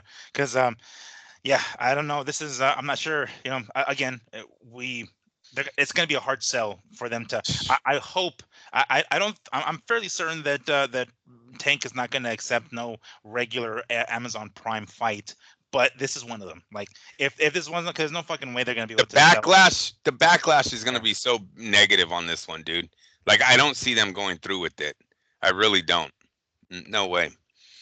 He's not at that point in his career anymore.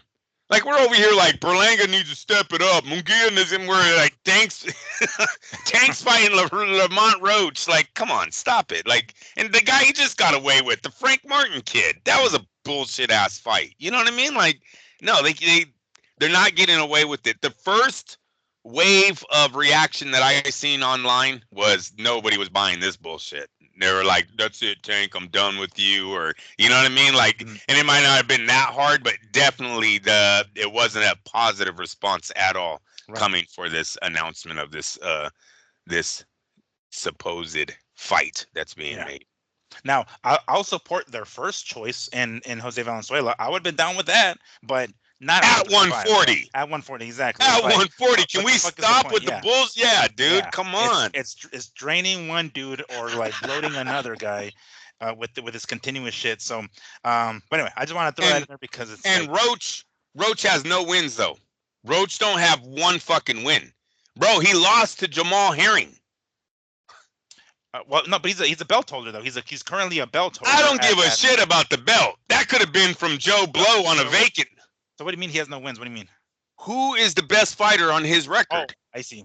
The best opponent was Jamal. No, I already looked it up. It was Jamal Herring, and he lost. It's like the only guy I know. I'm like, what the fuck? The only person I know on this dude's record is a L. Oh, you guys, I don't know how they get away with it. No, those days are over. I'm sorry, and Leonard. I'm sorry, you're gonna have to work harder nowadays than what you know. And him and Al, they're wishing on a dream right there. And I don't even know if Al's a part of this. I really don't. Because I gotta think Al has always been described as such a smart man. I gotta think that he knows Gervonta is not making 30 million with Lamont Roach. There's no way. There's not a platform that will give him that money up front. There's not a fucking closed circuit venue that's clamoring for Lamont Roach Jr. and Gervonta Davis. No. Like, what bar? Hey, how much you guys charging for that? Well, it's gonna be probably, how many you got? 2,500. Yeah, no, 2,500 before I even make $1. No, no. Hey, I don't see it. I think that fight gets canceled. I think Gervonta Davis is at a breaking point in his career, and it's about time. It really is. The reason why, Miguel, is because they can't hide behind Al Heyman anymore. The money is dried up. Now you need to fucking, it's like you said, you want to make some good money, you need to go out there and fight the best. That's the only way. His Excellency. You have His Excellency who's willing to reward you for that. That's right. That's the point. That's why even back when like early days hearing, I mean, not even early days, but like some years back before Devin Haney made it to the big time, he was fighting dudes like Yuriorkis Gamboa for like $800,000 or $1 million. And I'm like, how the fuck do you make that much money fighting somebody like Gamboa? Like, what the hell? I don't know. And I want to say he was with Eddie Hearn at the time, but regardless, it's like you're gonna make that kind of money, that kind of payday. It's because you're fucking risking it. It's because you're risking your undefeated record. It's because you're risking it against another top dude in the weight class. And that seems as though what His Excellency is attempting to do. I'm down with that if that's ultimately what's happening. But when we get people who don't work with them, we're gonna end up getting fights like Tank and Lamont Roach. So. But anyway, that is kind of leading me to one of my next topics. One Oscar De La Hoya, who was apparently supposedly. I don't remember seeing any videos or pictures. In attendance at the UFC Noche pay-per-view, where he talks about the visuals were great, the card was great, and all this shit. Then talking shit about Dana White and saying that he was just the Fertitta's errand boy. But he comes back with this dumb shit, again, hating on Canelo the way he normally does. But he wasn't ringside. I mean, I don't remember seeing him at ringside or octagon side, I should say, for this one. From what he says, he was in some sort of suite, either with or near His Excellency at the fucking Sphere. I didn't know they even had suites. Maybe they do. I haven't even noticed. But You know what? You're that's right. Boom, you got him again, bro. What fucking sweet. Yeah, Holy shit. do they have suites? Because I have yet to see them. I didn't even know. I've yet to I've see seen a them in suite. arenas. I didn't think. Oh my God, you're Oh. so fucking on to that one. Because Dude, you might have busted Oscar out right there, bro.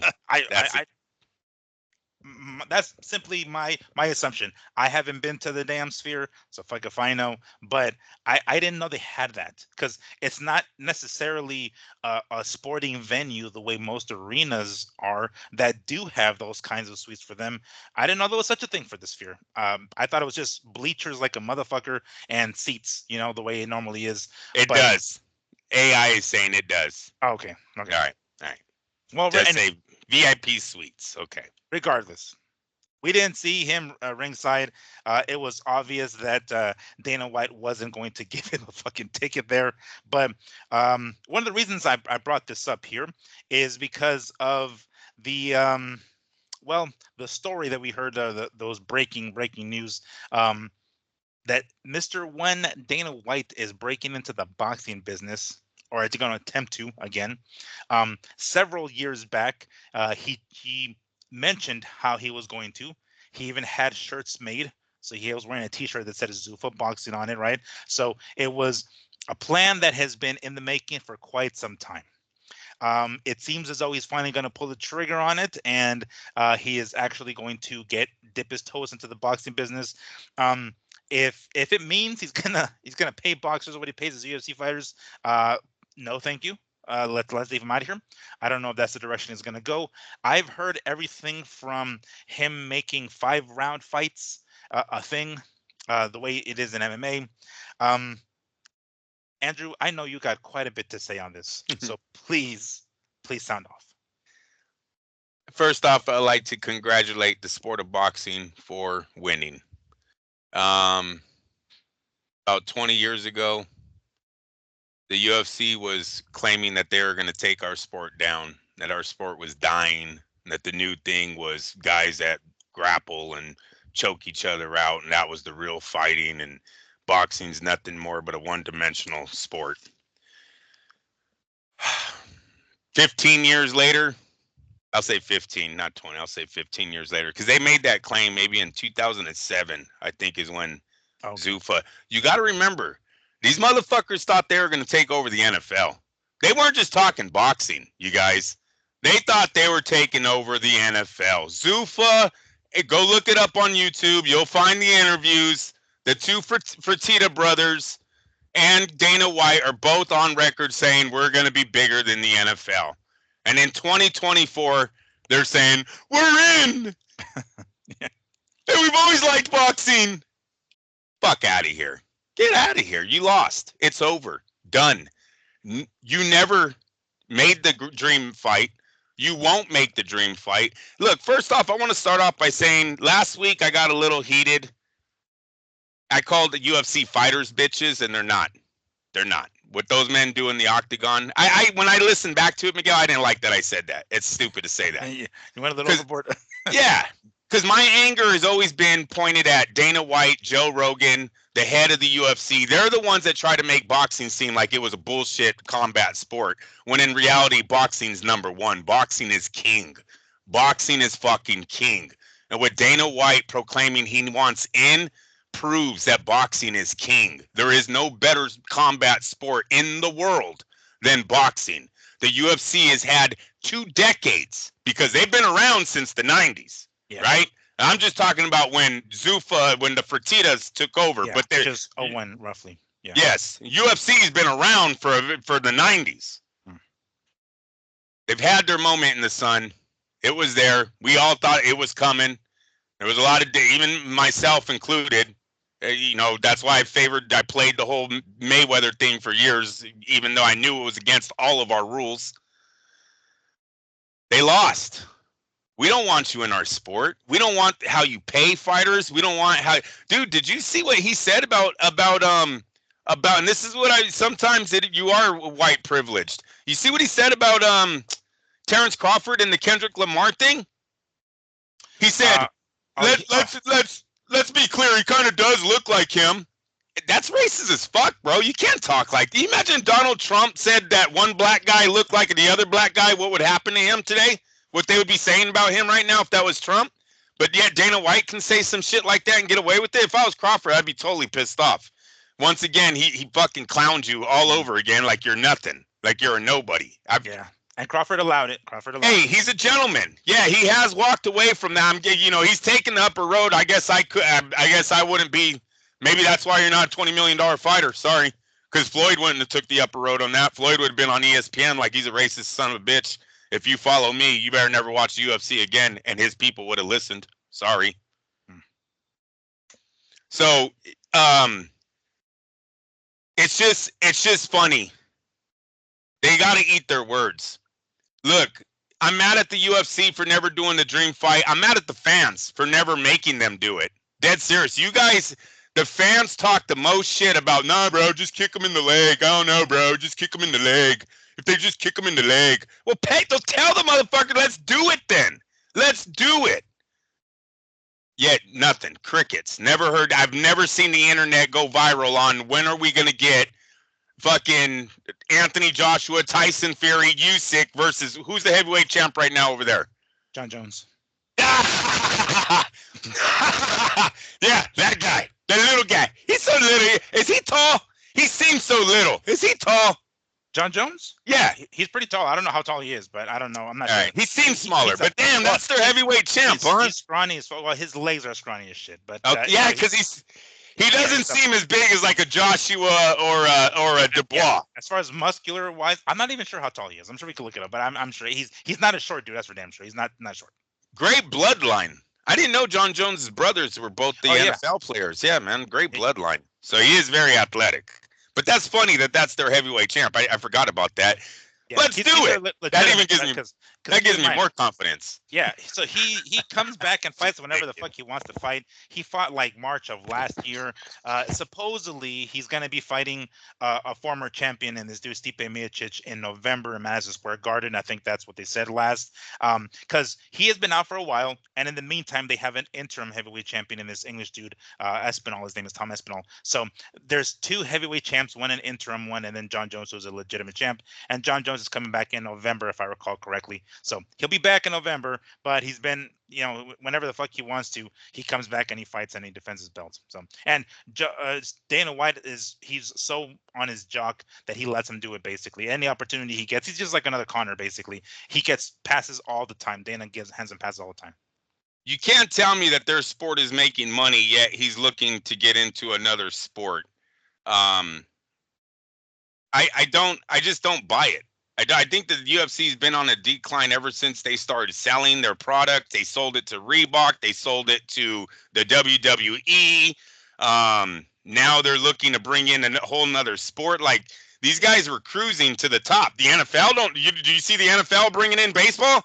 Do you see you guys said you were going to take over the NFL. I'm just asking. You see the NFL going, you know what? I think we need to get in an NBA. I think we're going to make an NBA team. No, right? Or soccer and whatever the fuck. They ain't trying it. For some reason, the UFC is looking for another avenue of money. Don't know why. Maybe they're getting mad that and see, this is what I'm a little nervous on too, that they're just doing this to try to get at the Jake Paul pot of money. Well, it could be. They've been wanting to do it for a while before Jake Paul was even in the picture. I think now they're pulling the trigger on it because of Jake Paul. And let's understand this. The UFC's been involved in boxing. It just hasn't blown up. Can we all agree that Roy Jones has been on the UFC Fight Pass for some time now, and it just hasn't blown up? That whole little thing just hasn't caught any. I think they were trying to think they were going to do like a little boxing after dark, USA Tuesday night fights. Get something started where their fight fancy to have a little. Well, they've had that product on that streaming app for hella long. It just ain't going anywhere. So you have been in. I don't know what you're talking about. Like we're in now. UFC Fight Pass has been showing boxing. Are you going to show it on your pay-per-view UFC cards? Are they going to do that whole what MMA thing was bringing the octagon and the ring? Affliction, was that the one? Bellator. Bellator. They it was kickboxing. So they had a kickboxing ring, and then they had the cage on top. And then when it was like MMA fights, they would bring down the cage, Okay. and then they would make it. Are they going to do something like that? Because this is what I'm thinking. I'm thinking they're going to go in the direction that they're going to end up signing boxers, hold boxing cards, like I don't know, pay-per-view cards, but like whole boxing cards. I think it's going to remain a separate entity. I don't think it's going to be part of the UFC. And at some point, they're going to do a crossover. At some point, whatever boxer they sign or whatever is going to enter the octagon or vice versa. I think that is the direction that they're going to try to go to. Now, this is just me trying to connect the dots by no stretch of the imagination. Am I saying that they're actually going to do that shit? But that's the way it seems, at least. I would have to warn fighters to look at all the ex-UFC guys that have been in shit with Dana White, right? He pretty much dictates that sport, dictates if you fight. I gotta close my blinds real quick. Dictates if you fight, dictates when you fight. Can't work with another promotional company if you're under contract with him. Look at the whole McGregor situation that's going on right now. Just don't know if I want anything to do with Dana White in boxing. He pays like they're, listen, man, that sport is brutal. I don't like calling. I'm not trying to pick on UFC guys, but it's a brutal sport. It's a brutal sport. I know box. I do jiu-jitsu. My fucking knee popped earlier this week. Like it was bad. And mind you, I'm fucking 40. But this dude applied a move on me and I didn't tap quick enough. My shit fucking popped. I'm still limping right now. So it's brutal. Miguel, why do you think half of these guys quit the fucking Brazilian jiu-jitsu? Yeah. At some point. Yeah. They can only go for so long. Yeah. And then there's no one that pays you. It's just like boxing. I've seen guys go in the ring, spar fucking professional fighters. I'm like, bro, you just got off of work. Yeah. Oh, yeah, I got to get this work in. Now, he gets injured. And it's like, bro, it's the same with that. You see it all the time. At some point, you're going to tear something. You got no insurance that covers it. It's all coming out your pocket. And if you got no workman's comp, you're missing the work, right? It gets to everyone, these combat sports. It's a play with fire, get burned, right? That's the saying. The MMA is gruesome, man. The MMA, I've seen it change the way people look, the way they talk. They don't come out rich. There's not too many of these guys that are fucking financially stable when they're done, and they're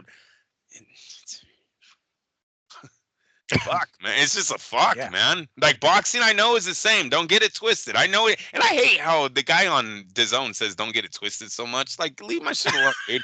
Did I get it from him or did he get it from me, bro? Like, what the fuck? Hey, DAZN hasn't been around as long as you have. Yeah, dude, man. Copyright that shit. Copyright. Yeah, hit a like on our show, asshole, fucker. Anyways, yeah, it at least boxing has their success stories, correct? At least sometimes we see our ex-fighters get on the microphone. Now I know they have their Michael Beans and stuff, but it's just there ain't too many guys in the UFC that make it out of there fucking looking the same or sounding the same. Sure. And I don't know if you know, but Michael Bisping has a fake fucking eye. So there you go. His shit got fucked up bad, and then like he basically been fighting with like half blindness for like the latter part of his career, and then he finally retired, and then on some podcast he fucking pulled out because like his eye underneath is fucked up, so he puts on like a glass one underneath it. So wow, you don't come out of that shit unscathed, and elbow to your fucking eye socket could be the end for good. So yeah, no, that definitely is brutal as no. It'll suck to find out that like Dana starts getting into the boxing business and starts paying their fighters a fuck ton more, because that's what boxing is used to, right? That's what I mean. Again, not everybody, but the top guys, get paid so crazy fucking money. I haven't, and maybe I just don't know. I don't know. I haven't heard any top UFC fighter make $35 million fucking dollars, right? Even the top ones. So I'm sure they're up there, but they're not that. They're not, whatever Anthony Joshua type fucking money, or like Tyson Fury type money. Canelo, any of them. Canelo, right? Any of them. Yeah. So now it would be nice, yeah, for sure. Now Granted, boxing has been around a lot longer. Gloved professional boxing has been around a lot longer. So maybe someday in the future, perhaps not even in my lifetime, it'll end up happening for these UFC guys. But as of right now, it isn't. So it'll suck, because I hear stories and read stories of Dana White doing stuff like tipping some, tipping not waiters, but like blackjack dealers, a fuck ton of money. It's like, dude, you're not paying your fighters this, but you're fucking tipping this kind of money for these fucking people. It's a slap in the face to your own fucking fighters. You know what I'm saying? So I don't know what direction, because here's the thing: people know how much of a bad rap the UFC and Dana White in particular has for paying their fighters. What boxer's going to want to sign with that? No, Knowing that that's outside of it, they can sign with, Top Rank, or they can sign with Matchroom or something else and potentially make substantially more than whatever the fuck he's trying to pay. I don't get. I want to wait until we find out more about it, but right off the bat, it looks bad.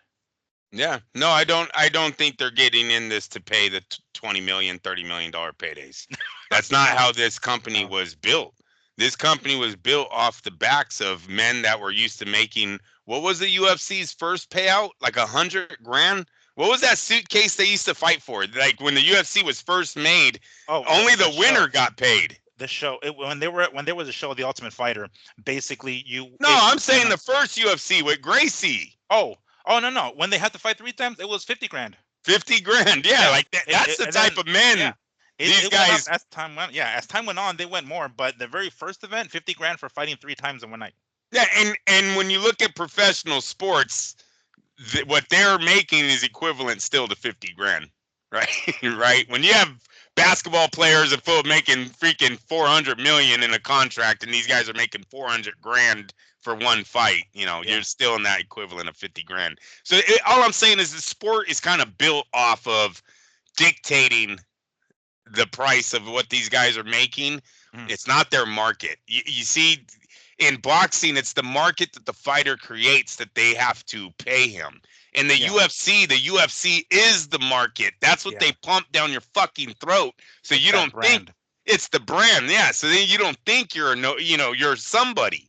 Mhm, They hold you to this, maybe you make a million, I don't know, but you're not making soul money, you're not making top dollar no. in the boxing. So I don't see it working. And I gotta say, congratulations again to boxing. It was a fucking bright. Hey, I was so happy when he said, no, fuck him. Fuck Yeah. it. Oh, I told you guys I was going to get in. I'm in. No, I thought you were taking us out, asshole. I thought we were dying like 20 years ago, asshole. Fuck out of here. Take your fucking choking shit and get the fuck out of here. No one want to pay for. No one wants to pay for the shit. I'm gonna tell you. I'm gonna tell you what's wrong with it. Wrestling is killing the sport. Sorry to all my wrestlers. I know my nephews, my brother, everyone's wrestlers in my family. It's all they are. The backlash I hear about the wrestling right now in the UFC, motherfuckers act like it's not a martial art. They act like it's not a part of fighting. Sorry, it is. You know what I mean? Sorry that these guys are way rougher and tougher from other countries. They're coming over and whipping our ass, but it is what it is. But the ground game, what I always known, and I always told you guys, why is it the UFC fans cheer the fuck out of the place when the ref says, stand up? It's never when they go down and you see everyone standing up, whipping their towels. It's when the ref goes, stand up. Yeah. Then everyone jumps out of their seats because they know they're about to throw down again. Mm. Anyways, the ground game is just not that fun to watch. It's not that cool to If be if on. you don't if you're not familiar with it, it definitely isn't. For people who are, and there aren't many, then it's a different story. I've been to countless bars in California because, funny, Las Vegas is a fight town, but it doesn't create a lot of fighters. Oddly, that's how it is. It's a fight town. People come here to watch fights, but as far as developing and actually fighters coming out of here, there are few and far between. Southern California has a lot more. I've gone to fights in bars, small bars where they cheer when they go to the ground. I'm like, oh shit, fuck! I noticed that. I'm like, goddamn. It's very rare. It is very rare. More often than not, when the referee stands them up, right, it's because they ain't doing jack shit on the ground. So they're not advancing. So there's a stalemate, and therefore, boom, now we pick up the action, right? So very, very few times. And mind you, I'll cheer when they go down if I want the guy who's winning to take the takedown, right? It's like if the guy that I want to win takes the other guy down, then I'm down. Like, fuck yeah, cool. I'm down with that. But if you're not a grappler and you don't follow the moves and you're not familiar with what it is you're seeing, it doesn't look like much and it's not as exciting. And there just aren't that many of fans out there that are that. It's basically like, in boxing, when you see a great technical fight, a lot of fans don't want to see that shit. A lot of fans want to see them fucking go head to head, rock'em sock'em robots, basically. So they want. It's like, yes, that's part of the sport, but that's not the only part. There's this other complete part that has to do with strategy and a bunch of shit. So, granted, it is going to be different because the fans do cheer when they stand back up, of course. But if you're not familiar with the ground game, watching them on the grappling, and no one's going to be interested in that. And more often than not, they don't. They would rather have them stand up. And the last thing that I would say is bringing them down, because the wrestling I'm only getting from the internet. I'm sorry. Whenever there's a big fight, I go to the comments. I'm seeing what the comments are saying. Streaming is another big issue the UFC's having. Their new fan base doesn't like purchasing all these pay-per-views that they're putting out, and streaming has become a little bit too easy for them to get to. So that's killing their buys right now. And overall, they don't have a star. They can't keep a fucking star a star. Where in boxing, how long Canelo been the face? How long's Crawford been the face? Untouched, right? I mean, you look at Pacquiao. What did Pacquiao have? 17 pay-per-view fights in a row? Some shit like that. That's called longevity. That's called, what is the word? Security. Job security. When you can have one man do 17 pay-per-view fights in a row for your company. The UFC don't have that. These guys get a hard on when the guy is on a four fight title streak. All of a sudden, he's on the brink of becoming like the greatest of all time. It's like, are you serious right now? He has 4 title defenses, but it's just how the sport is. It's a revolving door that I think is getting played out. Every time I look at these cards, bro, I don't see a American star anymore on them. That Chandler guy, I know they have a few guys that make noise. Yeah. Move the needle a little, but they're not stars. They're not ticket sellers. They're untouchable. Sure. Like these are our Chuck Liddells of the moment. They're just, they don't have that. It's affecting them. It's obviously, there has to be some truth behind it because now the UFC is looking to get into boxing. They went head to head with Saul Alvarez and came out that bitch saying, we want in. You guys didn't win. Sorry, you can post all that shit online about UFC won head to head. Your owner just threw in the towel on UFC going against boxing in Las Vegas, and then he said he wants into boxing. You didn't win shit. Take the back seat. Sorry. Yeah, it's one of those if you can't beat them, join them, basically kind of thing. Yes. So that's pretty much what Dana's doing. I look forward to seeing what exactly he has planned and what he anticipates is going to end up happening. I doubt that they're going to do any sort of crossover yet. I know this is just me trying to connect the dots. I think they will eventually get to that, but I don't think, because as of right now, they still have their stupid fucking slap fight shit, I don't know how good that's doing because I highly doubt people watch that much. But they definitely is that a UFC thing? Yeah, it's Dana White. Dana White fucking wow, I didn't know that. Yeah, dude, they have belts. That sport is so fucking sad. Oh my god, and that's about as bad. That's worse than the UFC. But can you imagine? That's the two. What is the word that I don't want to say IQ levels, but Jesus, like you guys just stand there and slap each other. How bad were you in school? You know what I mean? Like the other guys are like, I've always told you, an MMA fight reminds me of a prison fight. Listen, I know MMA's place in this world. It's when you're in the jungle, you don't have a gun, and you're on across enemy lines, and there's one guy looking at you. Know all the MMA in the world, know all the wrestling, jiu-jitsu, because only one man's walking out of that fucking jungle. And in prison.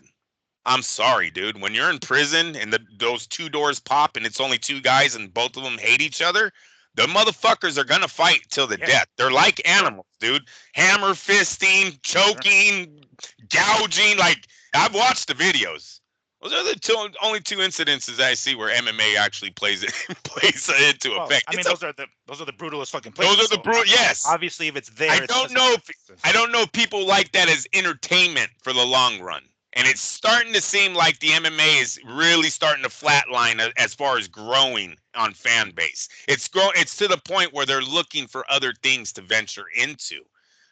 And to be honest with you, there's only so much of that shit I could watch on YouTube before it gets kind of boring to me, right? But in the beginning, I'm like, oh my god, like especially when they have a yeah, I'm like, that's fucking brutal. You gotta change it. But tell me the UFC ain't any different. The way that bitch is, excuse me, the way that lady's face, excuse me. I am not in a backyard with the 12-pack in my system. I am sorry. You sure about that? I know, Jesus. Sound like Telefimo Lopez. They get hot in here, starting to sweat. Real quick. That lady, Miguel. That wonderful. Why didn't they stop that fight? Why didn't they stop that fight? Why did they let her look like that at the end, bro? What entertainment is that, man? I know in boxing we've seen blood, Tim Tszyu, but Tim Tszyu had a single cut right here that was leaking. He didn't have the closed eye, the fucking nose that looked like it was the eye, dude, the gash. She had like 3 wounds that were career threatening. Like boxing, you don't really see that, bro. You don't see someone with like a detached retina, a broken nose, and a gash, and they're like, "You got this. Look at me." Yeah, sometimes you see the guys with 2 swollen eyes, and that's bad, right? That's even bad when they make them fight like that. It's just, I don't know. I don't know, man. And that slapping one, Jesus, I didn't know that was the UFC too. Yeah, I understand it. I understand it, but damn, man, leave these people. Yeah. Well, that's the thing. Like, as an MMA fan myself, and I've heard the same from other MMA fans and fans of the UFC. They're like, "What the fuck is this?" They don't like fights. The slap. What do they call it? Power slap. They call it power slap, something like that. That's the name. Yeah, and then they have they have weight classes. It's like, are you fucking serious? This is to that degree. Yeah, exactly. So that in and of itself is bad, and I don't know how much longer that's gonna last, honestly, because I've never watched it. I've seen like the commercials during I'm watching ESPN Plus, and they have a UFC card, and they have some whatever event coming up or whatever. I can even handle bare knuckle boxing. That's not a UFC part, but it's just watching bare knuckle boxing, watching these guys really on the downside of their career. That is the only the final way they can make money with their combat sport, and I can still watch that because at the very least they can defend themselves, not like power slap, but they're shorter rounds, right? Their hands can't handle 12 rounds of that shit. So there's shorter rounds, there's fewer rounds as well. So it's a little bit of a fast-paced, more entertaining type of thing. I can handle that. This power slap shit is so fucking dumb. Like low key is dumb as shit. I'm like, I don't know why. Who thought this was, dude? I've seen former guys who started the UFC trying to venture out and start new things. Everything from like what is it?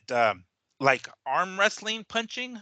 Have you seen that shit? Just no, they got one tied. Yes, one tied, and then like I don't know the rules because I never watched it, but I saw a clip, and then they just start fucking like they're just trying to invent new combat sports, and somehow they're trying to figure out what niche to go into and see how they can exploit that and basically tap into that. Power slap being one of those things. So that's one notch above homeless fights. What was that? Remember that homeless bum fights? Yeah, bro. That power slap is about one notch above that. Seriously. Yeah, just because they're in a building. yeah, exactly. They're like, here, put on this little suit. Yeah, you're right. They showered them. That's the difference. Yeah, they're clean. They don't look like the dude who asked for money outside the supermarket. Because I don't know how much you're getting paid, but I highly doubt they're getting paid more than professional fighters. Yeah. So this it doesn't look good for Dana. When you said earlier, like he's throwing in the towel. I don't think he's throwing in the towel on MMA per se, but I think he's throwing in the towel on competing with boxing. Yeah, that's what I think he's doing. There you go. To that point where he said himself, he's like, fuck Independence Day weekend, Mexican Independence Day weekend, Canelo can have it. Like, yeah, dude, it was kind of your bad, motherfucker. Like, you can take any other date you want, and you can probably fucking win, depending. Do the week before. The weekend before. The night of Gervonta Davis and Lamont Roach, I'm sure you can win that one, buddy. You know what I'm saying? I'm sure you can mop the floor there, but you go after the guy who's considered the fucking face of boxing, literally the cash cow that everybody wants to fight with. on the weekend that he's known for, I mean, you're not going to come out on top. That's just kind of common sense. Yeah. Um. All right. Well. Unfortunately, there's not much boxing coming up this weekend. There's actually more.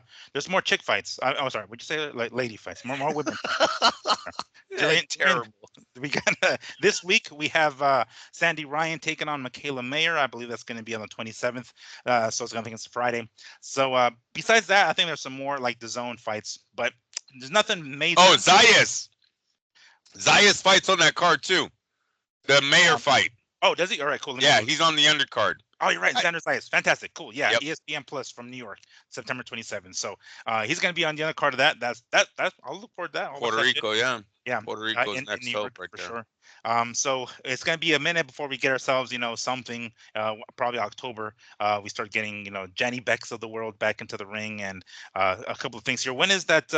Yes. Vivo. Yeah, October 12th. So it's going to be a while before we get a big fight.